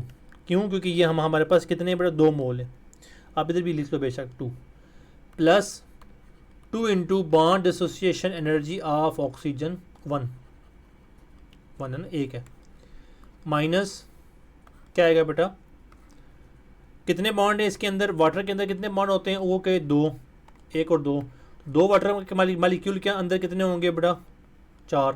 यहाँ प्लस 4 इंटू 460 किलो जूल पर मोल वगैरह वगैरह। तो ये आप वैल्यू पुट करें, 2 इंटू कितना था बेटा 436 था, प्लस जो है ये 2 इंटू कितना है बॉन्ड एसोसिएशन 2 नहीं है बेटा, अगेन 2 नहीं है, इसको मैं मिटा देता हूँ, बाद में मसला करेगा हमें लंच। तो ये क्या है बेटा 1 बॉन्ड इसके अंदर ब्रेक हो रहा है, 1 टाइप ऑफ बॉन्ड ब्रेक हो रहा है, डबल बॉन्ड ब्रेक हो रहा है तो वो भी 1 टाइप ऑफ बॉन्ड ही है, ठीक है। तो ये क्या आएगा बेटा 493.6 जो है, और 4 को हमने मल्टीप्लाई किया 446 के साथ, तो अल्टीमेटली जो हमारे पास है वो 1840 किलो जूल जो है वो क्या है बेटा इसकी एनर्जी आपके पास आगे फॉर 4 मोल्स पर मोल, इसको नहीं लिख रहा मैं। तो अल्टीमेटली जो है ये आ जाएगा 872 kilo joule plus 493.6 kilo joule minus जो है ना वो 1840, तो अल्टीमेटली क्या होगा बेटा आपके पास माइनस 474.4 किलो जूल एनर्जी जो है वो होगी। इसका मतलब है कि हम ये लिख सकते हैं कि जब 2H2 in the form of gas हो प्लस जो है वो ऑक्सीजन जो है इन द फॉर्म ऑफ गैस हो, तो वो मिल के जब 2H2O बनाए, तो इनकी जो बॉन्ड एसोसिएशन एनर्जी हमने कैलकुलेट की है वो क्या है बेटा, वो है -70, एंथैल्पी चेंज हमने फाइंड किया -474.4 किलो जूल, ठीक है। द रिएक्शन बिटवीन हाइड्रोजन और ऑक्सीजन जो है वो क्या होगा बेटा, एक्सोथर्मिक रिएक्शन होगा, जो हमें अभी डिटेल में हमने देख लिया। इस तरह आप ये भी कर सकते हैं कि आप जो है वो बॉन्ड एनर्जी को कैलकुलेट कर सकते हैं एंथैल्पी ऑफ रिएक्शन से। फॉर एग्जांपल हमें पता है कि जो CH4 है बेटे, CH4 जब डिसोसिएट होता है कार्बन 4 हाइड्रोजन और कार्बन में, इसकी जो एनर्जी है बेटा वो क्या है, एंथैल्पी चेंज इसकी है 1662 किलो जूल। तो हमें पता है कि यहाँ पे जो 4 हाइड्रोजन हैं, 4 कार्बन हाइड्रोजन बॉन्ड के लिए जो रिक्वायर्ड है बेटा वो है 1662। तो अगर मैं एक के लिए करूँ तो दोनों साइडों के 4 से डिवाइड कर लूँगा तो 1662 डिवाइडेड बाई 4 आएगा, तो अल्टीमेटली हमारे पास प्लस 415.5 किलो जूल जो है वो एनर्जी आ जाएगी for 1 type of bond which is CH bond 415.5 जो है वो क्या होगी बेटे एनर्जी रिक्वायर्ड होगी किसी भी CH बॉन्ड को ब्रेक करने के लिए, ठीक है। वेरिएबिलिटी आती है बेटा, वेरिएबिलिटी तब भी आएगी जब एटॉमिक मालिक्यूल्स होंगे, उसमें थोड़ा सा एक्यूरेटली हम कैलकुलेट कर पाएंगे। इस तरह हम एक्यूरेटली कैलकुलेट कर पाएंगे, कुछ अप्रॉक्सीमेशन आ जाती है, लेकिन जब मालिक्यूल आते हैं, बड़े मालिक्यूल आते हैं तो उनमें कोई इस तरह की कैलकुलेशन नहीं कर पाते। आगे बेटा हीट एंड टेम्परेचर का टॉपिक है, वो आपके सिलेबस में नहीं है, सिलेबस से निकाल दिया गया है। Example 6.4 one of the most important example syllabus में नहीं है, तो हम इसको नहीं करेंगे। अब आगे आते हैं जी हेसिस लॉ के ऊपर। हेसिस लॉ के ऊपर मैंने बड़ी डिटेल से अलग से वीडियो बनाई हुई है। अगर आपको चाहिए कि आपने जो है ना वो पिक्चर्स के साथ, चीज़ों के साथ, ग्राफ्स के साथ चीज़ें देखनी हैं, तो हेसिस लॉ की आप जो है ना मेरे अलग से भी मेरे चैनल पे वीडियोस पड़ी हुई हैं, वहाँ भी आप देख सकते हैं। हेसिस लॉ क्या कहता है बेटा? One of the most interesting है जी। मैं अक्सर बच्चों को मिसाल देता होता हूँ कि जो मेरे जो है ना पढ़ाता रहा हूँ, मैक्सिमम बॉयज़ को, कुछ गर्ल्स को भी पढ़ाया है, तो मैं बॉयज़ में ये एग्जांपल दिया करता था कि आप जो है ना वो सुबह घर से निकले हैं, तो घर से निकल के आप सुबह एक होटल पे आए हैं, कोयटा होटल पे आपने वहाँ पे चाय वगैरह पी है, दोस्तों से गपशप लगाई है, वहाँ से जो है वो आप जो है वो किसी और पॉइंट पे गए हैं, और उस पॉइंट से बेटा आप जो है वापस कॉलेज आए हैं। तो ये जो सारा आप रूट अपना के आए हैं, ये आपका क्या है? ये आपका पाथवे है। अगर डायरेक्ट आप यहाँ से कॉलेज आते हैं, तो आपने बेसिकली आना कहाँ है बेटा? आपने आना है कॉलेज। कहाँ से आना है? अपने घर से। तो आपका जो ख़र्चा है वो क्या होगा? वो बराबर होगा। बच्चे कहते थे खर्चा बराबर नहीं होता, क्योंकि यहाँ पे आके भी आपने कॉलेज में आके आपने चाय पीनी है, कॉलेज में आपका खाना खाना आपने खा लेना है, तो उतना ही आपका खर्चा होगा। सिमिलर ये मैं आपको बताऊँ कि आप जब घर से आए हैं, आपने घर से एक पॉइंट पे आप आए हैं, आपने एक गाड़ी ली है, यानी कि बस से आप आए हैं लेट से एक पॉइंट पे, उस पॉइंट से दूसरे पॉइंट पे आपने दूसरी बस चूज़ की है, उस पॉइंट से तीसरे पॉइंट पे आपने तीसरी बस चूज़ की है। अब आप पहली बस को आपने किराया दिया है 50 रुपये, दूसरी वाली बस को किराया दिया है 50 रुपये, तीसरी वाली बस को किराया दिया है 100 रुपये। तो इस सारे रूट में आपका टोटल कितना खर्चा हुआ है बेटा? 200। तो अगर आप डायरेक्ट आते हैं तो आपका 200 का खर्चा होगा। ये बेसिकली हेसिस लॉ है। कैसे बेटा? वह हेसिस लॉ ये कहता है कि अगर कोई भी आपके पास एक रिएक्टेंट है वो जाता है प्रोडक्ट में,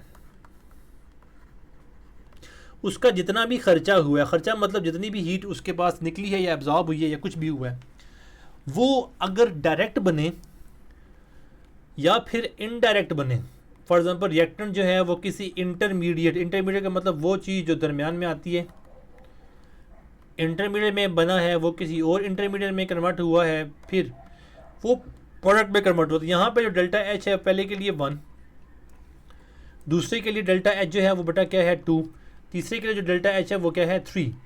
तो हेसिस लॉ ये कहता है कि अगर आप एक स्टेप से आए हैं या फिर आप आए बेटा मल्टी स्टेप से, तो एक स्टेप से या मल्टी स्टेप से आने में कोई फ़र्क नहीं पड़ता, खर्चा आपका बराबर होना है।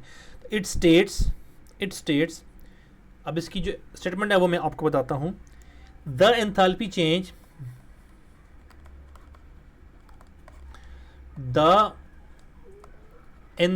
Change in a chemical reaction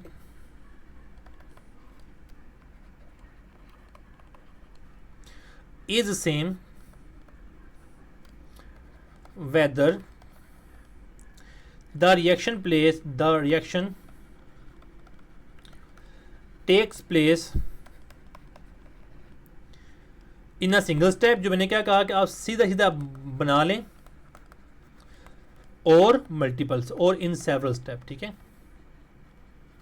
और इन सेवरल स्टेप्स। तो हमें कोई फ़र्क नहीं पड़ता भाई आप ए से गए हैं बी में, और ए से आप गए सी में, सी से आप गए डी में, डी से आप गए बी में।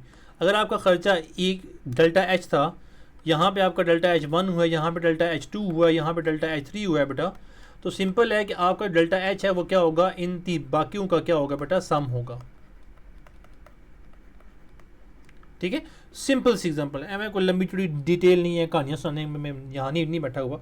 तो सिंपल आप ये कह सकते हैं कि अगर मैं साइक्लिक सिस्टम के सारे को अगर मैं करूँ कैलकुलेट, तो साइक्लिक सिस्टम का जो डेल्टा एच है बेटा वो क्या होता है? किसी भी साइकिल में वो इक्वल टू क्या होता है बेटा? 0। ठीक है, किसी भी साइक्लिक सिस्टम का जो आपका साइकिल होता है वो 0। अब मैं इनको उठा के ले आऊँ इधर, तो delta H minus delta H 1 minus delta H 2 minus delta H 3 will be equal to 0। Equal जो है ख़त्म हो जाएगा।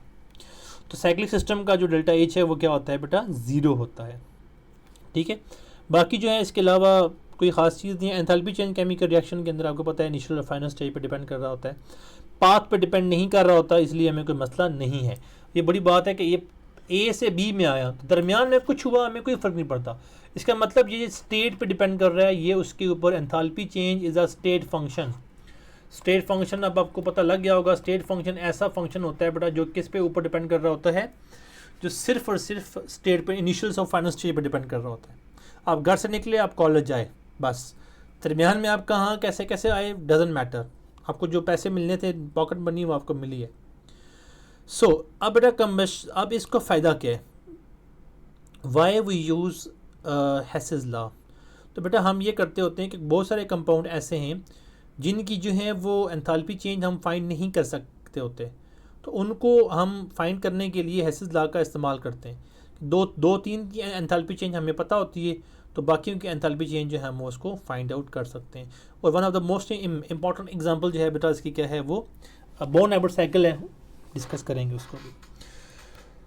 तो हमने क्या कहा है कि बेटा कि अगर आपके पास एग्जांपल 6.6 हो और उसमें उन्होंने ये कहा है कि कार्बन जो है, कार्बन ऑक्सीजन के साथ मिलकर बना रहा है जी कार्बन डाइऑक्साइड डेल्टा। अब ये तो भाई सबको याद होगी 393.5 किलो जूल पर मोल, ठीक है। अब इस केस में अगर आप कहें कि जो रिएक्शन है, अगर इसको इस फॉर्म में ना लेके जाएं, अगर हम इसको ऐसे करें कि ये हाफ O2 के साथ मिले और CO के साथ आए, इस केस में जो डेल्टा H है वो हम इसको लेट से 1 कंसिडर कर लेते हैं। ये आपके पास आता है 110, ये बेटा आपके पास आता है 110, ये रेस करने दें इसको, ये आता है जी 110-110.52 किलो जूल। और अगर ये जो कार्बन डाइऑक्साइड है ये अगेन रिएक्ट करवाएं हम कार्बन, तो ये मोनोऑक्साइड अगर रिएक्ट करेगी ऑक्सीजन के साथ तो बनाएगी कार्बन डाइऑक्साइड, वो भी इन द फॉर्म ऑफ क्या होगी बेटा, वो भी इन द फॉर्म ऑफ गैस होगी। तो डेल्टा H2 जो है वो क्या होगा, -282.98 किलो जूल। अब हम इसके जो है ना वो स्टेट लिख लेते हैं कलर चेंज करके। तो अच्छा, कार्बन किस फॉर्म में था बेटा, सॉलिड फॉर्म में, ये गैस फॉर्म में है। प्रोडक्ट किस फॉर्म में बना है, गैस फॉर्म में बना है। कार्बन गैस है, सॉलिड है, यहाँ पे सॉलिड है, गैस फॉर्म में है, यहाँ पे भी गैस फॉर्म में प्रोडक्ट बना है। ये गैस है, यहाँ पे भी गैस है बेटा, और प्रोडक्ट भी आपका क्या है, गैस फॉर्म में बना है। अब ये है बेटा एक डेल्टा H1, ये है डेल्टा H2, यानी कि ये आपका एक रूट है, ये आपका दूसरा रूट है, ठीक है। तो अब इससे आपने क्या करना है, आपने इससे चेंज करना है। फॉर एग्ज़ाम्पल आप जो है वो किसी भी इलाके से किसी दूसरे इलाके मूव कर रहे हैं। फॉर एग्ज़ाम्पल आप बाजोड़ से मूव किया आपने पेशावर, और पेशावर से आपने मूव किया इस्लामाबाद से लेट्स सी, पेशावर से इस्लामाबाद मूव किया, इस्लामाबाद से लाहौर मूव किया, थोड़ा सा बेहतर हो जाएगा। तो अब पेशावर से इस्लामाबाद का ख़र्चा आपके पास ये है और इस्लामाबाद से लाहौर का ख़र्चा ये है।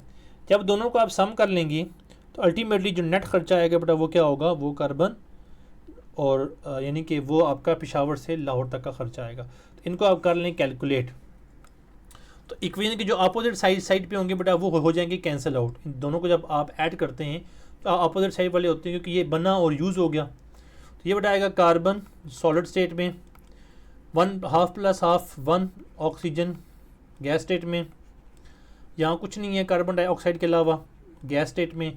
अब दोनों को कर लें आप ऐड, तो दोनों को आप ऐड करेंगे तो अल्टीमेटली ये आपके पास जो है ना इसका जो लबाब बनेगा वो आपके पास 393.51 किलो जूल, ठीक है। ऑलमोस्ट इतना बनेगा, क्योंकि देखें यहाँ पे 2 + 1 जो है वो क्या है 3, 1 + 8 क्या है 9, और यहाँ पे जो है ना इधर से आपका फिर जो है मिला के वो पीछे एक आ जाएगा, तो ये तकरीबन 3,993.5 समथिंग बन जाएगा या 4 समथिंग बन जाएगा। तो ये इसके पास क्या है कि बेटा वो डेल्टा H1 + डेल्टा H2 का जो है वो क्या है सम है। तो मतलब तकरीबन वही खर्चा हो रहा है जो हमारे पास ऊपर एक रिएक्शन में था। तो इसका मतलब है कि enthalpy change of chemical reaction independent of path followed, path के ऊपर डिपेंड नहीं करती। नेक्स्ट बेटा सिमिलरली अगर आपने निकालना हो एंथैल्पी चेंज ऐसे कंपाउंड की जो कि डायरेक्ट मेजर नहीं हो सकती, for example enthalpy of formation of methane है। अब enthalpy of formation of methane technically तो ये है कि कार्बन को लें सॉलिड फॉर्म में और साथ में लें 2 हाइड्रोजन और CH4 जो है वो आप बना लें, ठीक है, गैस। लेकिन ये हम फाइंड आउट नहीं कर सकते होते डायरेक्टली, तो इसके लिए एक मेथड है हेसेस लॉ का। क्या मतलब, आप देखें कि ये जो कंपाउंड हैं इनको सबको मिला लें कि देखो आप कार्बन डाइऑक्साइड इसको ना देखो कि ये कब किसके साथ रिएक्ट किया होगा इसने, उसको डिटेल में पढ़ लो।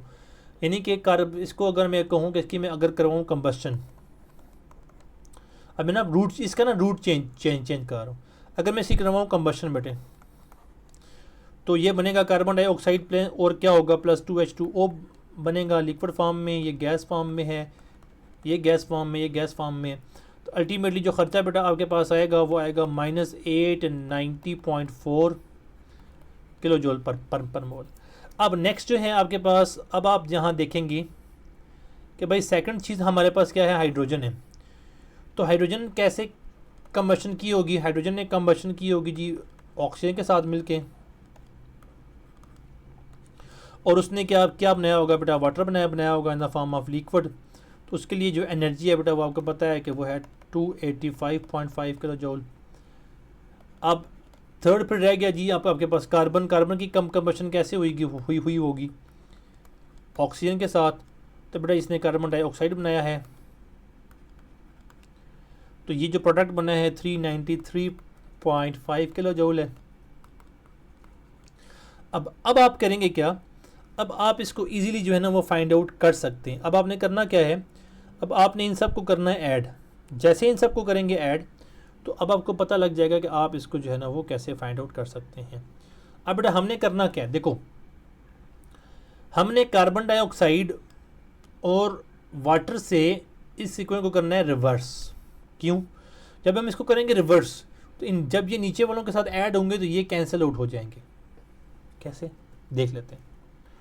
देखो आपने इक्वेशन लिख ली, उस इक्वेशन में आपने ये किया बेटा कि आपने इसके अंदर ग्राम ऐड किए, प्लस आपने इसके अंदर जो है ना वो ये गैस फॉर्म में लिया, ग्राम कह रहा हूँ, तो ये बना CH4 गैस फॉर्म में प्लस 2O2 गैस फॉर्म में, ठीक है जी।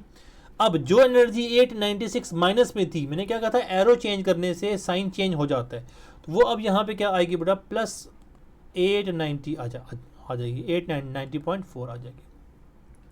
अब नीचे आप जो है ना वो कंबशन लिख दें, 2H2 प्लस O2 गिव्स जो है वो क्या होता है बेटा 2H2O, और फिर जो है ना कार्बन सॉलिड जो है वो क्या है H2 के साथ मिल के O2 के साथ मिल के जो है ना वो क्या बना रही है, कार्बन डाइऑक्साइड बना रही है। तो इन सब को बेटा आप करें सम। तो सम अप जैसे ही आप करेंगी, मैं कलर चेंज कर लेता हूँ, सम अप जैसे आप करेंगे, फॉर एग्जांपल ये भी गैस है, ये भी गैस है, इसलिए मैं यहाँ पे बार बार लिख रहा हूँ क्योंकि पेपर में आपको लिख के आना है, इसके लिखे बगैर आपको नंबर नहीं मिलने, ठीक है। तो ये बेटा जो एनर्जी है वो है अब आपके पास, देखो 1 मोल के लिए लिखी थी ना मैंने, 1 मोल के लिए कितनी थी 285। अब मुझे कैंसिल कितने मोल करने हैं, 2, इसलिए 2 मोल के लिए मैं इसको लिखूंगा -571.6। देखो सो फार हमने क्या किया, हमारे पास एक इक्वेशन थी इस तरह की, उसमें हमने ये किया, इन सब की कंबशन करवा दी, वो हमें पता है, इसकी कंबशन, इसकी कंबशन, इसकी कंबशन, इसी कंबशन से जो प्रोडक्ट बने हैं उतने ही मोल ऑफ प्रोडक्ट हमने जो है ना इधर इस्तेमाल किए हैं। यहाँ पे 1 था, हमने इसको कर दिया डबल। जैसे हमने इसको डबल किया बेटे तो अब आपके पास ये और वो इक्वल हो गए, लेकिन एक कैंसिल आउट नहीं हो सकते, इसलिए हमने एक इक्वेशन को कर दिया रिवर्स। किसको, जिसका हमें प्रोडक्ट चाहिए था। जैसे हमने इसको रिवर्स किया, CH4 बनाया, अब हमारे पास इक्वेशन आ गई। देखो 2H2 कैंसिल आउट हो गया 2H2 से, ऑक्सीजन 1 ऑक्सीजन 2 दोनों कैंसिल आउट हो गए, किससे बेटा, ऑक्सीजन से। कार्बन डाइऑक्साइड किससे कैंसिल आउट हो गया, कार्बन डाइऑक्साइड से। हमारे पास क्या बचा, carbon in the form of solid plus 2 hydrogen in the form of gas gives CH4 in the form of gas. अब हमने क्या करना है बेटा, अब हमने इन सब को करना है add up.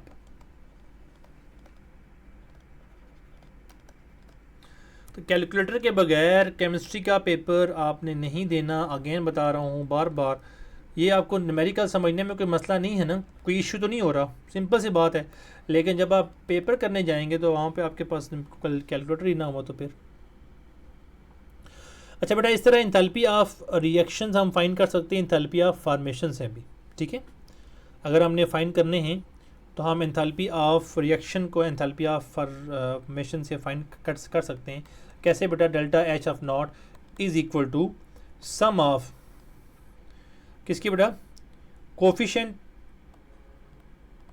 Coefficient multiply by coefficient of heat, coefficient into heat formation, मतलब delta H of reactant in the case coefficient of delta H of reaction of product, reactant कह रहा हूँ, minus coefficient of delta H of formation of products और reactant.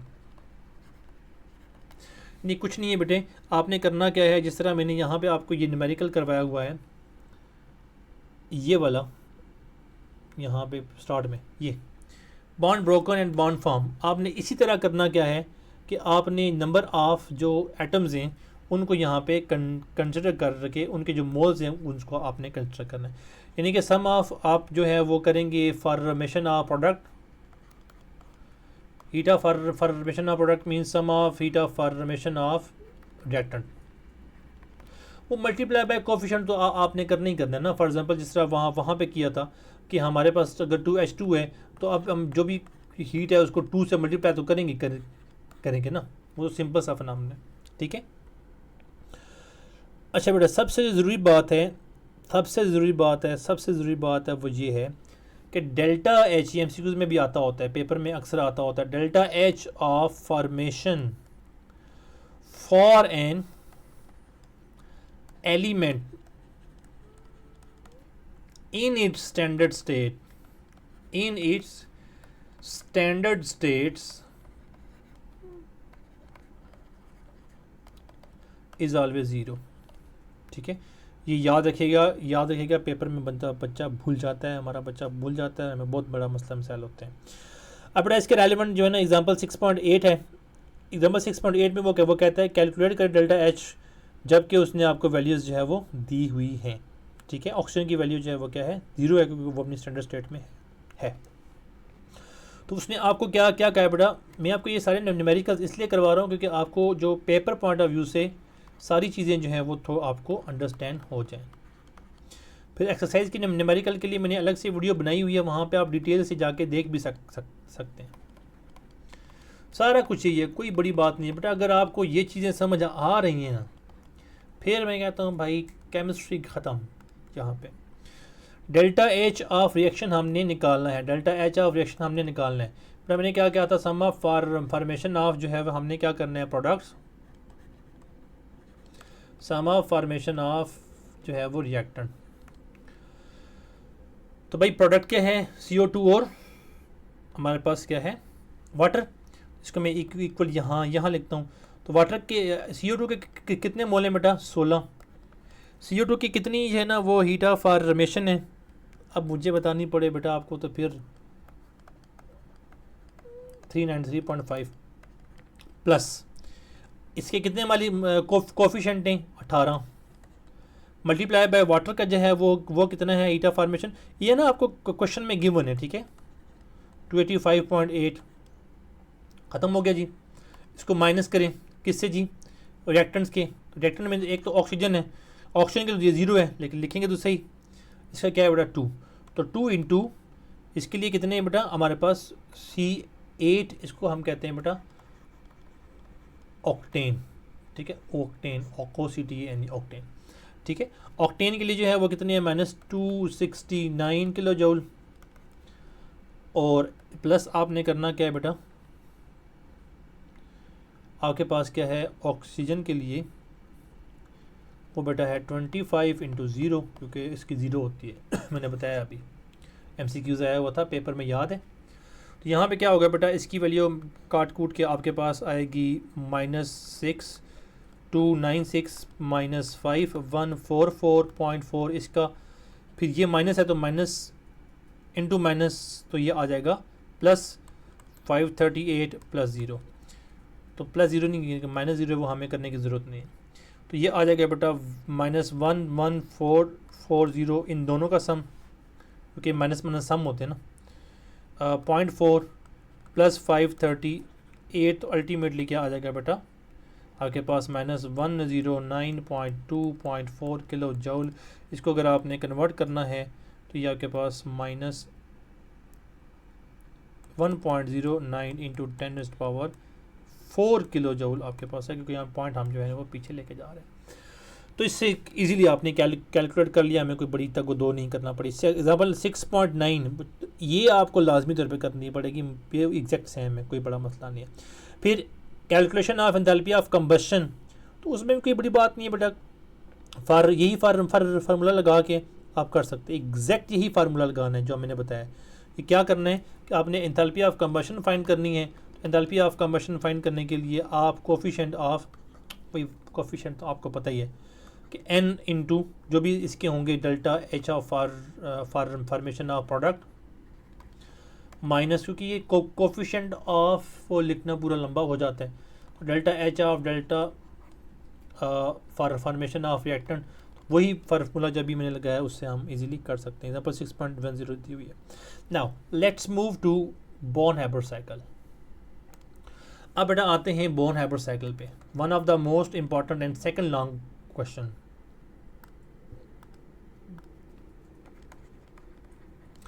Born-Haber cycle. अच्छा, Born Haber cycle पहले बेटा ये याद रखिएगा, ये हेसेस लॉ की एप्लीकेशन में आता है, ठीक है, ये एप्लीकेशन ऑफ हेसेस लॉ है बेसिकली। सेकंड, ये बाइनरी आयनिक कंपाउंड के लिए, बाइनरी आयनिक कंपाउंड्स के लिए इस्तेमाल होता है, ठीक है, यानी कि ऐसे आयनिक कंपाउंड जिसमें M positive X negative type कोई चीज़ हो, उसके लिए भी होता है। और ये कैलकुलेट करता है बेटा लेटेस्ट एनर्जी को, किनकी, बाइनरी आयनिक कंपाउंड की लेटेस्ट एनर्जी को कैलकुलेट करता है। लेटेस्ट एनर्जी को बेटा क्रिस्टल एनर्जी भी कहते हैं, ये MCQs एक दफ़ा आया हुआ था, मैंने पढ़ा दिया था आपको। तो इसके अलावा बेटा क्या है कि अब ज़रूरी बात है, लेटेस्ट एनर्जी की डेफिनेशन अभी हमने थोड़े से टाइम पहले पढ़ी है कि जब कभी भी कोई पॉजिटिव मेटल अपनी गैसियस स्टेट में आए और नेगेटिव नॉन मेटल, अक्सर नॉन मेटल होती है, अपनी गैसियस स्टेट में आए, वो मिल के एक सॉलिड स्टेट में कोई आयनिक कंपाउंड बनाए, तो उस वक्त जो एनर्जी निकले वो एनर्जी कहलाती है लेटेस्ट एनर्जी, ठीक है। तो the change in energy that takes place when separated gaseous ions are packed together to form 1 mole of ionic solid, उसे क्या कहते हैं बेटा, उसे हम कहते हैं लेटेस्ट एनर्जी कहते हैं। अब लेटेस्ट एनर्जी बहुत से कंपाउंड की डायरेक्टली मेजर नहीं हो सकती, इसलिए हम उसे इनडायरेक्टली मेजर करते हैं, ठीक है।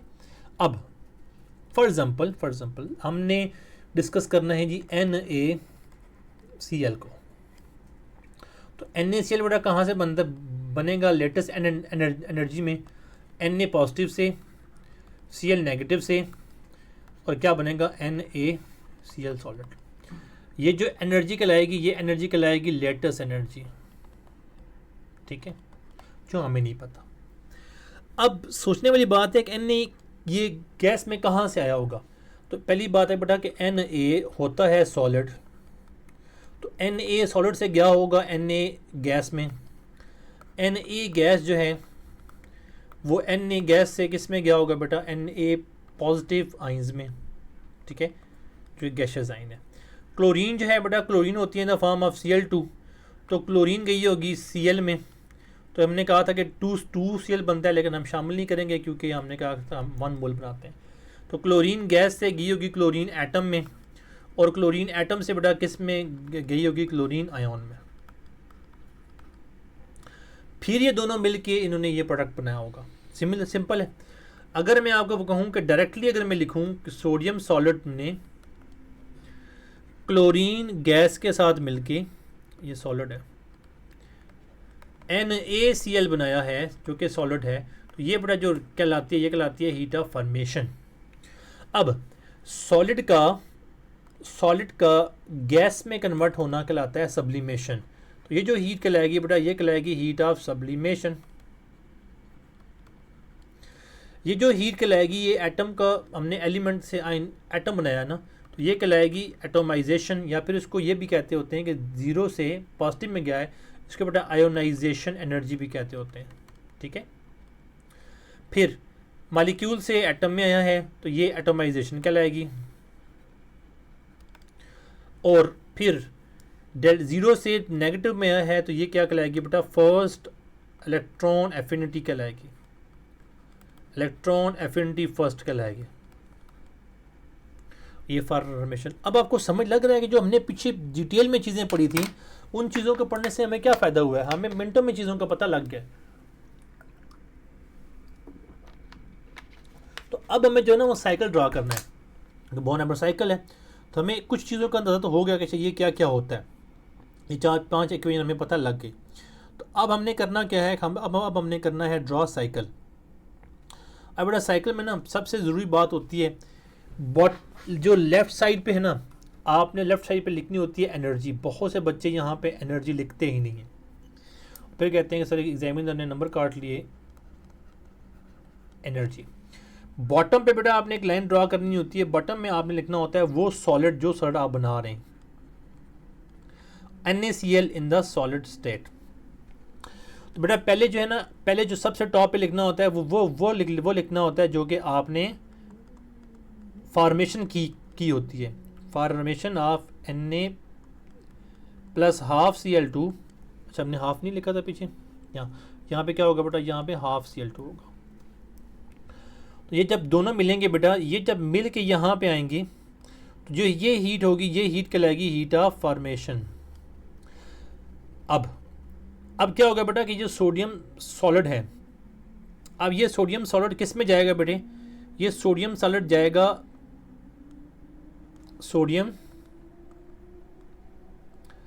Na गैस में।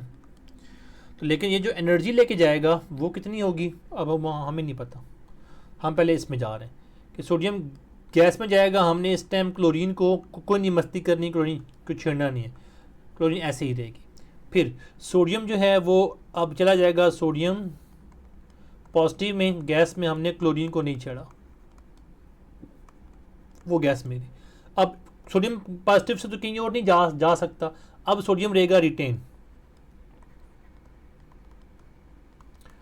अब जो क्लोरीन है बेटा, वो क्लोरीन किस में जाएगी, क्लोरीन गैस में जाएगी। ये सबको ऐसे ही क्यों लिखना है, आपने हमेशा कैटाइन को पहले फॉर्म करना है। क्यों, क्योंकि कैटाइन फॉर्मेशन में एनर्जी जो है वो क्या हो रही होती है, एनर्जी हमें एब्जॉर्ब हो रही होती है, हमें एनर्जी देना पड़ती है। ठीक है, तो यहाँ पे जो एरो है मैंने उल्टी क्यों लिखी है, क्योंकि यहाँ पे बेटा क्या हो रही है, यहाँ पे फॉर्मेशन हो रही है, और फॉर्मेशन में अक्सर जो है वो क्या होता है, प्रोडक्ट की एनर्जी रिलीज होती है। तो यहाँ पे जो एनर्जी है बेटा, वो एनर्जी क्या कहलाएगी, डेल्टा एच ऑफ फॉर्मेशन, वो कितनी है जी, -411 किलो जूल। दूसरी ये डेल्टा कौन सी थी बेटा, delta heat of sublimation. Very good, तो सब्लिमेशन ये कितनी है बेटा, 108, ये वैल्यू अक्सर आपको गिवन होती है। फिर गैस से किस में जाएगा, पॉजिटिव में, तो ये डेल्टा एच ऑफ, मैं वैसे रेकमेंड ये करता होता हूँ बच्चों को कि अगर आपका वैल्यू गिवन भी है तो अगर आपको वैल्यू याद है ज़्यादा बेहतर है, क्योंकि गिवन को यूज़ करने में आपको थोड़ा सा टाइम लगता है। Kilo joule. फिर बेटा जो है वो क्या होगी, आयोनाइजेशन एनर्जी होगी। अब हमने क्या करना है बेटा, डेल्टा एच ऑफ एटोमाइजेशन को करना है, किसका बेटा, क्लोरीन का। तो क्लोरीन की एटोमाइजेशन जो है वो कितनी है, वो 121 किलो जूल एनर्जी हमें चाहिए। अब जैसे ये 121 में आया ना, तो अब प्रॉब्लम एक आ गई। प्रॉब्लम ये आई कि जो Na पॉजिटिव था गैस में, और Cl जो था, यहाँ पे मैंने के ऊपर नुक्ता नहीं डालना चाहिए था मुझे, ये वो फ्री रेडिकल टाइप लगना शुरू हो जाता है। तो यहाँ पे जो क्लोरीन है बेटे, chlorine in the form of gas है, हमें the chlorine in the form of चाहिए नेगेटिव आइन। तो chlorine in the form of negative ion जब भी जाएगा तो वो लाजमी तौर पे बेटा उसने एनर्जी जो है वो एब्जॉर्ब नहीं करनी, रिमूव करनी है। अगर एब्जॉर्ब करती होती तो हम उसको ऊपर लिख लेते। तो यहाँ पे जो क्लोरीन जो है बेटा नेगेटिव फॉर्म में जैसे भी आएगा, तो यहाँ पे जो डेल्टा एच ऑफ हम लिखेंगे इलेक्ट्रॉन एफिनिटी। अगर आप फर्स्ट लिखना चाहें तब भी अच्छी बात है, वो आएगी बेटा 349 किलो जूल।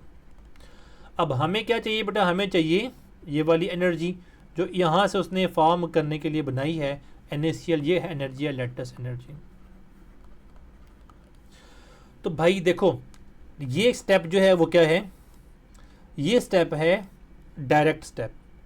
ये स्टेप क्या है बेटा, डायरेक्ट स्टेप है। मतलब आप कॉलेज से, आप घर से एक ही बस में बैठ के जो है ना वो कॉलेज आए, ये डायरेक्ट स्टेप है। बाकी सारे क्या है, इनडायरेक्ट स्टेप हैं। तो मतलब डायरेक्ट स्टेप इनडायरेक्ट स्टेप के क्या होगा, इक्वल होगा।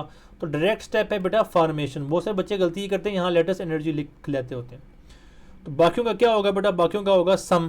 तो अब सम में अंदाज़ा लगा लो पहले क्या हुआ था, पहले हुई थी सब्लिमेशन, फिर आयोनाइजेशन, फिर एटमाइजेशन, फिर इलेक्ट्रॉन एफिनिटी, फिर लेटेस्ट। इसको ऐसे लिख लो। तो डेल्टा एच ऑफ पहले हुई है सब्लिमेशन, फिर डेल्टा एच ऑफ क्या हुआ है बेटा आयोनाइजेशन एनर्जी, फिर डेल्टा एच ऑफ क्या हुआ है बेटा एटोमाइजेशन, फिर delta H of electron affinity, फिर डेल्टा एच ऑफ लेटेस्ट। अब इसमें वैल्यू पुट कर दें तब भी ठीक है। लेटेस्ट एनर्जी को एक साइड पर रख के दूसरे साइड पर उनको लेके जाना है तब भी बेहतर है। हम अगर इसको लेके चले जाएं तो delta H of latest energy, तो ये क्या हो जाएगा, लेके चलने का मतलब है इन सब को उठा के इधर ले आए। तो delta H of formation minus delta H of sublimation minus delta H of ionization energy minus delta H of atomization minus delta H of electron affinity. जैसे ही हम इसको लिखेंगे तो ये बन जाएगा बेटा -411 माइनस, अब ये फिर आपके पास जो है ना वैल्यूज़ हैं, सारी की सारी वैल्यूज़ आप ऐड कर सकते हैं। -108 -496 -121 -349। तो अल्टीमेटली जो आपके पास जो वैल्यूज़ हैं सब ये माइनस थी ना, इसलिए इसको क्या क्या कर दिया हमने, यहाँ पे प्लस कर देना है, क्योंकि माइनस इंटू माइनस वो प्लस हो जाती है। तो अल्टीमेटली कैलकुलेट कराने के बाद आपके पास वैल्यू आएगी 787 किलो जूल पर मोल। तो डेल्टा एच ऑफ जो लेटेस्ट आई है बेटा वो आपके पास क्या आई है। अब सबसे ज़रूरी बात, ऐसे नहीं करना चुप करके चले जाना है, समझना है। जब कभी भी आपके पास कोई साइकिल इस तरह का आएगा, बोन हैबर्ट साइकिल आएगा, इसमें आपने 3 काम करने होते हैं। पहले बेटा आपने साइकिल को जो है ना एक्सप्लेन करना होता है, आपने लाइंस की सूरत में लिखना होता है। पहला आपने लिखना होता है कि स्टेप 1 लिखना चाहें, step 2, step 3, step 4। First step लिखेंगे कि सब्लिमेशन ऑफ सोडियम, तो इसमें डिटेल लिखेंगे कि sodium gas is sodium solid is converted into sodium gaseous ion using sublimation by using that heat change of sublimation is equal to 108 वगैरह वगैरह। ये आप जब लिखेंगे फिर बेटा सेकंड पे आपने करना है, ये पहला स्टेप है। सेकंड में आपने करना होता है ड्रॉ, पूरा अच्छे तरीके से ड्रॉ करना है। थर्ड में आपने हेडिंग देनी होती है कैलकुलेशन की आप हेडिंग देंगे। हेडिंग कैलकुलेशन की देने के बाद आप इसको जो है ना वो फिर लिखेंगे। अब बेटा सेकंड इसके बाद जो टॉपिक आता है वो है लेटेस्ट एनर्जी और हाइड्रेशन एनर्जी का टॉपिक। लेटेस्ट एनर्जी के फैक्टर्स जो हैं, फैक्टर अफेक्टिंग लेटेस्ट एनर्जी, उसके ऊपर डिपेंड करता है। तो लेटेस्ट एनर्जी डिपेंड करती है बेटा चार्ज डेंसिटी के ऊपर। लेटेस्ट एनर्जी डिपेंड करती है चार्ज डेंसिटी के ऊपर। जितनी चार्ज डेंसिटी ज़्यादा होगी उतनी किसी भी सिस्टम की जो है वो लेटेस्ट एनर्जी ज़्यादा होगी। अब चार्ज डेंसिटी किसके ऊपर डिपेंड करती है कि किसी भी सिस्टम के ऊपर आयनिक चार्ज कितना है और किसी भी सिस्टम का जो है ना वो आयनिक रेडियस कितना है। अब आयनिक चार्ज की मिसाल लें तो फॉर एग्जांपल आपके पास जो है ना वो 2 चार्ज हैं, एक Na पॉजिटिव है और दूसरा बेटा क्या है Mg2 पॉजिटिव है। तो भाई Mg2 पॉजिटिव की जो है ना वो क्या है, चार्ज ज़्यादा है, इसकी एनर्जी ज़्यादा होगी, इसकी एनर्जी क्या होगी, कम होगी। तो MgO का अगर हम बात करें मैग्नीशियम ऑक्साइड का, तो यहाँ पे मैग्नीशियम ऑक्साइड की अगर हम बात करें तो उसके दोनों के ऊपर चार्ज जो है वो क्या है, ज़्यादा है बेटा, और यहाँ पे चार्ज जो है वो क्या है, कम है। दूसरा इसका साइज़ जो है वो भी मैग्नीशियम का साइज़ कम है एज़ कम्पेयर टू सोडियम, इसलिए इसकी जो चार्ज डेंसिटी है वो ज़्यादा है, जिसकी बेस पे ये जो है वो क्या क्या करता होता है बेटा कि ये एक ज़्यादा जो है वो इफेक्टिव है, लेटेस्ट एनर्जी इसकी ज़्यादा है। सेकंड एग्जांपल है बेटा लिथियम फ्लोराइड की, और इसके as compare to KF, lithium fluoride as compare to KF। आपको पता है ना कि lithium, potassium, lithium, sodium, potassium, rubidium, caesium, francium, ठीक है, वो कहते हैं ना हाल ही नहीं कि रब से फरियाद, ठीक है। तो ये जो है वो क्या है भाई साहब ऊपर है, ये भाई साहब जो है वो क्या है नीचे, इसका साइज़ क्या है, स्मॉल है, इसका साइज़ क्या है, मोर है। अब इसका साइज़ क्या है बेटा, बड़ा है, ठीक है। तो as compare to lithium, potassium बड़ा है, आयनिक रेडियस बड़ा होने की वजह से लेटेस्ट एनर्जी क्या होगी बेटा, कम हो जाएगी, चार्ज डेंसिटी कम होगी, अल्टीमेट लेटेस्ट एनर्जी कम होगी। तो फिर लिथियम का जो रेडियस है वो क्या है बेटा, कम है, इसकी एनर्जी जो है वो क्या हो जाएगी, ज़्यादा हो जाएगी। पोटेशियम का जो है वो क्या है, लेटेस्ट एनर्जी जो है वो कम है, एज KF की कम है एज कम्पेयर टू LIF की। Similar scenario in the case of hydration आता है। अच्छा, हाइड्रेशन में ना इंटरेस्टिंग थिंग है, वो क्या है कि हाइड्रेशन में ना वो सोल्यूट सॉल्वेंट इंटरेक्शन होता है। फॉर एग्जांपल देखो ए क्या है, एक सोल्यूट है, बी क्या है बेटा, एक सॉल्वेंट है। ये जब मिलते हैं तो AB का एक आपका ना AB इस तरह का ना एक आपके पास कॉम्बिनेशन टाइप बनता है, इसको हम कहते हैं सोल्यूट सॉल्वेंट इंटरेक्शन। अब इसमें क्या होता है, सोल्यूट इंटरेक्शन होती है, सॉल्वेंट इंटरेक्शन होती है, सोल्यूट सॉल्वेंट इंटरेक्शन होती है। तो इसके नतीजे में कई दफ़ा रिएक्शन ऐसा होता है कि उसकी एनर्जी निकल रही होती है, वो एनर्जी एब्जॉर्ब कर रहा होता है, कई दफ़ा ऐसा होता है कि एनर्जी जो है ना वो रिलीज़ कर रहा होता है। ये किसके ऊपर डिपेंड करती है, heat of solution. For example बेटा ये क्या है, NaCl है, तो NaCl की क्या होती है, latest energy, very good. Water है, वाटर के पास होती है हाइड्रेशन एनर्जी जो उसको हल करने में हेल्प आउट करती है। तो अगर मैं इसको डिफरेंस करूं, delta H of latest energy minus delta H of hydration energy, तो बेटा अब यहाँ पे ना बड़ा अच्छा कंपैरिजन बन सकता है। अगर हाइड्रेशन एनर्जी किसी भी सिस्टम की हाइड्रेशन एनर्जी ज़्यादा हो लेटेस्ट एनर्जी से, तो क्या होगा, हाइड्रेशन एनर्जी ज़्यादा है लेटेस्ट एनर्जी से, तो जो सोल्यूशन होगा बेटा वो क्या होगा, वो इन the form of negative value आएगी। नेगेटिव का मतलब वो एनर्जी रिलीज़ करेगा, और वो अक्सर इस केस वाले जो कंपाउंड होते हैं वो सॉल्युबल होते हैं। अगर हाइड्रेशन एनर्जी जो है वो क्या है, लेस देन है लेटेस्ट एनर्जी से, तो इस केस में जो है ना वो सोल्यूशन की वैल्यू पॉजिटिव होगी। इस केस में मैक्सिमम ऑफ द टाइम चीज़ें जो है ना वो क्या होती हैं बेटा, इनसॉल्युबल हो जाती हैं, ठीक है। फिर आगे NaOH का उन्होंने जो है ना वो सोल्यूशन बनवाया हुआ है, और हीट ऑफ सोल्यूशन जो है ना वो दी हुई है NaOH की, लिथियम क्लोराइड की, पोटेशियम क्लोराइड की वगैरह वगैरह, वो हमें कंसर्न नहीं है। आगे आपसे पूछा जी energy cycle involving enthalpy of solution, lattice energy और enthalpy of hydration. A little bit interesting. देखो बेटा, आपके पास कोई भी सॉल्ट है MX, ये जब टूटेगा अपने उसमें पॉजिटिव गैशियस एटम और नेगेटिव गैशियस एटम में, तो हम कहेंगे कि यहाँ पर जो लेटेस्ट एनर्जी थी अब वो क्या हो गया, रिवर्स हो गया।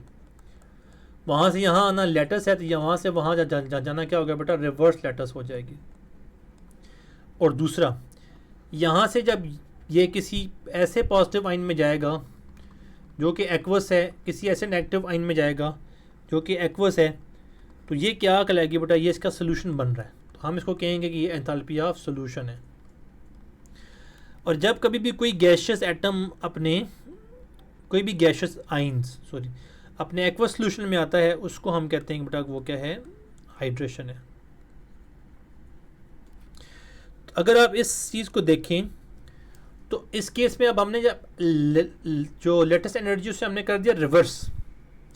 पहले क्या था, पहले लेटेस्ट एनर्जी थी, अब हम इसको रिवर्स कर चुके हैं। जैसे हम इसको रिवर्स करेंगे अब एंथैल्पी जो सोल्यूशन होगी बेटा वो हमारे पास डिफरेंट हो जाएगी। इस केस में एंथैल्पी ऑफ सोल्यूशन जो है वो डेल्टा एच रिवर्स जो है लेटस उसके अंदर हम जो है वो प्लस कर देंगे डेल्टा एच ऑफ हाइड्रेशन, जिसकी मदद से हम अब इसमें delta hydration is determined by adding delta H hydration of both cation reverse letters has the same magnitude as but opposite sign, हमारा कोई ताल्लुक नहीं है उसके बाद। फिर एंथैल्पी जो एंथैल्पी ऑफ हाइड्रेशन है बेटा उन्हीं फैक्टर पे डिपेंड करती है जो जिन फैक्टर पे डिपेंड करता है हमारा लेटेस्ट एनर्जी। नाउ अब हमारे पास मेन टॉपिक आखिरी टॉपिक आ गया है बेटा दो, एंट्रोपी और गिब्स फ्री एनर्जी। एंट्रोपी कहते हैं बिखरे हुए को, कितना कोई चीज़ बिखरी हुई है, यानी कि इसको कहते हैं the degree of randomness of disorder and randomness of a system, RNDOM of a system. किसी भी सिस्टम की कितना बिखरी हुई है किसी कोई भी सिस्टम, उसे हम कहते हैं एंट्रोपी। और एंट्रोपी को एस से रिप्रेजेंट करते हैं बेटा। और जो एंट्रोपी क्योंकि एक क्या है, अब देखो सॉलिड से लिक्विड में आप आए हैं, लिक्विड से आप गैस में आए हैं, जुड़े हुए थे, थोड़े से बिखर गए, ज़्यादा बिखर गए, तो इसमें क्या हुआ कि एंट्रोपी क्या होगी, चेंज होगी। ठीक है, तो अब एंट्रोपी ऑफ अ सिस्टम जब कभी भी इंक्रीज करती है तो जो एंट्रोपी चेंज है, फॉर एग्जांपल यहाँ पर जो एंट्रोपी थी, यहाँ पर जो एंट्रोपी थी, आप एंट्रोपी चेंज जो है ना वो डेल्टा एस लिखते हैं। ठीक है, डेल्टा एस मतलब इनिशियल और फाइनल एंट्रोपी। अब इस केस में बेटा जो क्या है, अगर एंट्रोपी यहाँ पे क्या होती है, किसी भी सिस्टम की एंट्रोपी इंक्रीज होती है, किसी भी सिस्टम की एंट्रोपी इंक्रीज होती है तो डेल्टा एस की वैल्यू जो है वो क्या होगी बेटा, ग्रेटर देन 0 होगी। ठीक है, किसी भी सिस्टम की एंट्रोपी अगर डिक्रीज होती है तो डेल्टा एस की जो वैल्यू होगी बेटा वो क्या होगी, डिक्रीज होते हुए लेस देन 0 होगी। और जब कभी भी किसी भी सिस्टम के अंदर टेम्परेचर जब इंक्रीज़ करते हैं उसकी एंट्रोपी भी इंक्रीज़ करती है। ठीक है, यानी कि टेम्परेचर के बढ़ाने से जो है वो एंट्रोपी भी क्या होती है बेटा, एंट्रोपी भी जो है वो क्या होती है, इंक्रीज़ होती है। सिमिलरली डेल्टा एस भी जो है वो क्या होता है, इंक्रीज़ हो जाता है। टेम्परेचर के बड़ा डिक्रीज़ करने से जो एंट्रोपी है वो भी डिक्रीज़ होती है और delta S of a system जो है ना वो क्या होता है, लेस देन 0 हो जाता है। ठीक हो गया, तो यानी कि रैंडमनेस के बारे में कुछ जो है ना वो यहाँ पे चीज़ें लिखी हुई हैं। मेल्टिंग आइस जो है gives a great example of an entropy, क्योंकि इंडिविजुअल मॉलिक्यूल फिक्स होते हैं, वो फिक्स से रैंडमनेस की तरफ आ जाते हैं। तो बाकी बेटा इसके अंदर अगर हमने कैलकुलेशन करनी है एंट्रोपी चेंज की, बड़ा ज़रूरी चीज़ है। अगर हमने एंट्रोपी चेंज की हमने करनी हो कैलकुलेशन, डेल्टा एच एस की कैलकुलेशन करनी हो, तो हमें एंट्रोपी चेंज ऑफ प्रोडक्ट मैंने sum of entropy change of reactant पता होने चाहिए। अगर ये पता होंगे तो हम मिनटों में इसको निकाल सकते हैं। कैसे बेटा, एक हाइपोथेटिकल रिएक्शन है A + 2B gives C। A की जो एंट्रोपी है वो बेटा है 40, B की जो एंट्रोपी है वो है 50 और C की जो एंट्रोपी है बेटा वो क्या है 100। तो अब हमने बेटा इसकी क्या करनी है, एंट्रोपी निकालनी है। पर मोल है। ठीक है, पर मोल का मतलब जो है वो क्या है कि 1 मोल के लिए 1 किलो जूल पर मोल है, 1 किलो जूल पर मोल है, 1 किलो जूल पर मोल है। तो अब आपने क्या क्या करना है, एंट्रोपी ऑफ प्रोडक्ट निकालने। कितनी है बेटा, प्रोडक्ट की एंट्रोपी है 100 माइनस रिएक्टेंट की एंट्रोपी पहले की कितनी है 40, दूसरे की 50 है लेकिन 1 मोल के लिए, तो मल्टीप्लाई कर दें 2 के साथ, 2 × 50, तो ये आ जाएगा 100 माइनस 140। तो ये आपके पास 100 माइनस 140 है, तो अल्टीमेटली जो है ना -40 kilo joule. Number of gases molecule ना केमिकल रिएक्शन इंक्रीज है, एंट्रोपी जो है ना वो क्या होगी, इंक्रीज करेगी। माइनस एंट्रोपी यहाँ पे हमारे पास जो है वो क्या बेटा आई है, इसका मतलब एंट्रोपी सिस्टम की क्या हो रही है, डिक्रीज हो रही है। आखिर में बेटा हमारे पास टॉपिक है गिब्स फ्री एनर्जी का। शामिल है, ऐसा ना करो कि ये पेपर में शामिल नहीं है। ये पेपर की जो एसएलओ मैंने बनाया है वहाँ पर ज़रा जाके देख लेना, मैंने सारी चीज़ें मेंशन की हुई हैं। गिब्स फ्री एनर्जी वो एनर्जी है किसी भी सिस्टम की जो कि यूजेबल हो सकती है at constant temperature and pressure, ठीक है। यानी कि वो एनर्जी, यूजेबल एनर्जी किसी भी सिस्टम की कहलाती है गिब्स फ्री एनर्जी। यानी कि डेफिनेशन करें, the measure of amount of usable energy of a system at constant temperature and pressure, ठीक है। अच्छा, इसको इन टर्म ऑफ जो है वो इट्स केमिकल इक्वेशन भी डिफाइन करते होते हैं कि it's defined as enthalpy of a system minus product of temperature and entropy, ठीक है। इसकी बेस पे भी हम इसको जो है ना वो डिफाइन करते होते हैं। अच्छा, जब हम इसको फाइंड आउट करते हैं ना बेटे, तो इसके लिए ना हम गिब्स फ्री एनर्जी को चेंज फाइंड करते हैं। डेल्टा, देखो ना हमारे पास एक इक्वेशन है G is equal to H T S, तो हम यहाँ पे लगाएंगे delta G is equal to delta H minus delta T S. अब डेल्टा का सबसे बड़ा मसला ये होता है कि डेल्टा दोनों के लिए, तो फिर हमें दोनों के लिए अलग अलग लिखना पड़ेगा। पहले delta T S delta T, फिर टी डेल्टा एस आएगा। तो अगर टेम्परेचर क्या हो बेटा, कांस्टेंट हो जाए, अगर टेम्परेचर क्या हो जाए कांस्टेंट, तो डेल्टा टी क्या हो जाएगा 0। तो delta G is equal to delta H minus S delta T जो है ये हो गया ख़त्म, तो माइनस टी डेल्टा एस आ जाता है, ठीक है। और टी डेल्टा एस जो है ना इसकी कोई ना कोई वैल्यू हमारे पास होगी ही होगी, ठीक है। तो इस इक्वेशन को बेटा हम कहते हैं कि गिब्स, इस इक्वेशन को जो हमारे पास आई है इसको बेटा हम कहते हैं Gibbs Helmholtz equation. Temperature constant होगा, यहाँ टी आएगा, ठीक है। बुक में उन्होंने नहीं लिखा हुआ, यहाँ पे डेल्टा जी जो है बेटा वो क्या है। अब हम क्यों पढ़ रहे हैं इसको भाई, ये जो डेल्टा जी है ना ये बड़ी ज़रूरी चीज़ है। ये हमें बताता है कि अगर डेल्टा जी हो 0 लेस देन 0 या फिर हो बेटा नेगेटिव, जिसको हम लेस देन 0 या फिर नेगेटिव एक ही बात है, तो आपका जो भी प्रोसेस होगा वो खुद ब खुद हो रहा होगा। आपका प्रोसेस जो है वो स्पॉन्टेनियस होगा और रिएक्शन जो है वो फॉरवर्ड डायरेक्शन में स्पॉन्टेनियसली मूव करना शुरू हो जाएगा। लेकिन this also mean that the reaction might be exothermic और वो लो एनर्जी स्टेट में जाएगा। फिर अगर डेल्टा एच आप जी जो है बेटा आपका ग्रेटर देन 0 होता है या फिर पॉजिटिव होता है, इसको हम कहते हैं, तो सिस्टम जो है बेटा आपका क्या होगा, नॉन स्पॉन्टेनियस होगा। वो खुद ब खुद नहीं होगा, आपको एनर्जी देना पड़ेगी उसको। यानी कि इसमें हम कह सकते हैं कि एक्सोथर्मिक होगा, नॉन स्पॉन्टेनियस होगा और ये एनर्जी जो है वो ले रहा होगा, ये एंडोथर्मिक सिस्टम की तरफ जा रहा होगा। अगर डेल्टा एच 0 आ जाए, आपका माइंड अच्छा है, ठीक सोच रहे हो, अगर डेल्टा एच आ जाए 0 तो बेटा ये आपका सिस्टम क्या होगा, इक्विलिब्रियम में होगा, ना फॉरवर्ड की तरफ मूव कर रहा होगा ना बैकवर्ड की तरफ मूव कर रहा होगा। तो फाइंड द डेल्टा एच, हम काफ़ी चीज़ें जो है ना इसके अंदर फाइंड आउट कर सकते हैं। अच्छा, इसके बाद enthalpy and calories content of food, amount of food जो है बेटा आपको पता है कैलोरीज में करते हैं। फूड जो है वो रेफ़र करता है अमाउंट, कैलोरीज बताती है कितनी अमाउंट है। देखो जिसने वज़न कम करना होता है, मेरी कैलोरीज बढ़ गई, कैलोरीज ज़्यादा हो गई, कैलोरीज काउंट कितना है, आप कितना खाना खाओ, किसमें कितनी कैलोरीज हैं।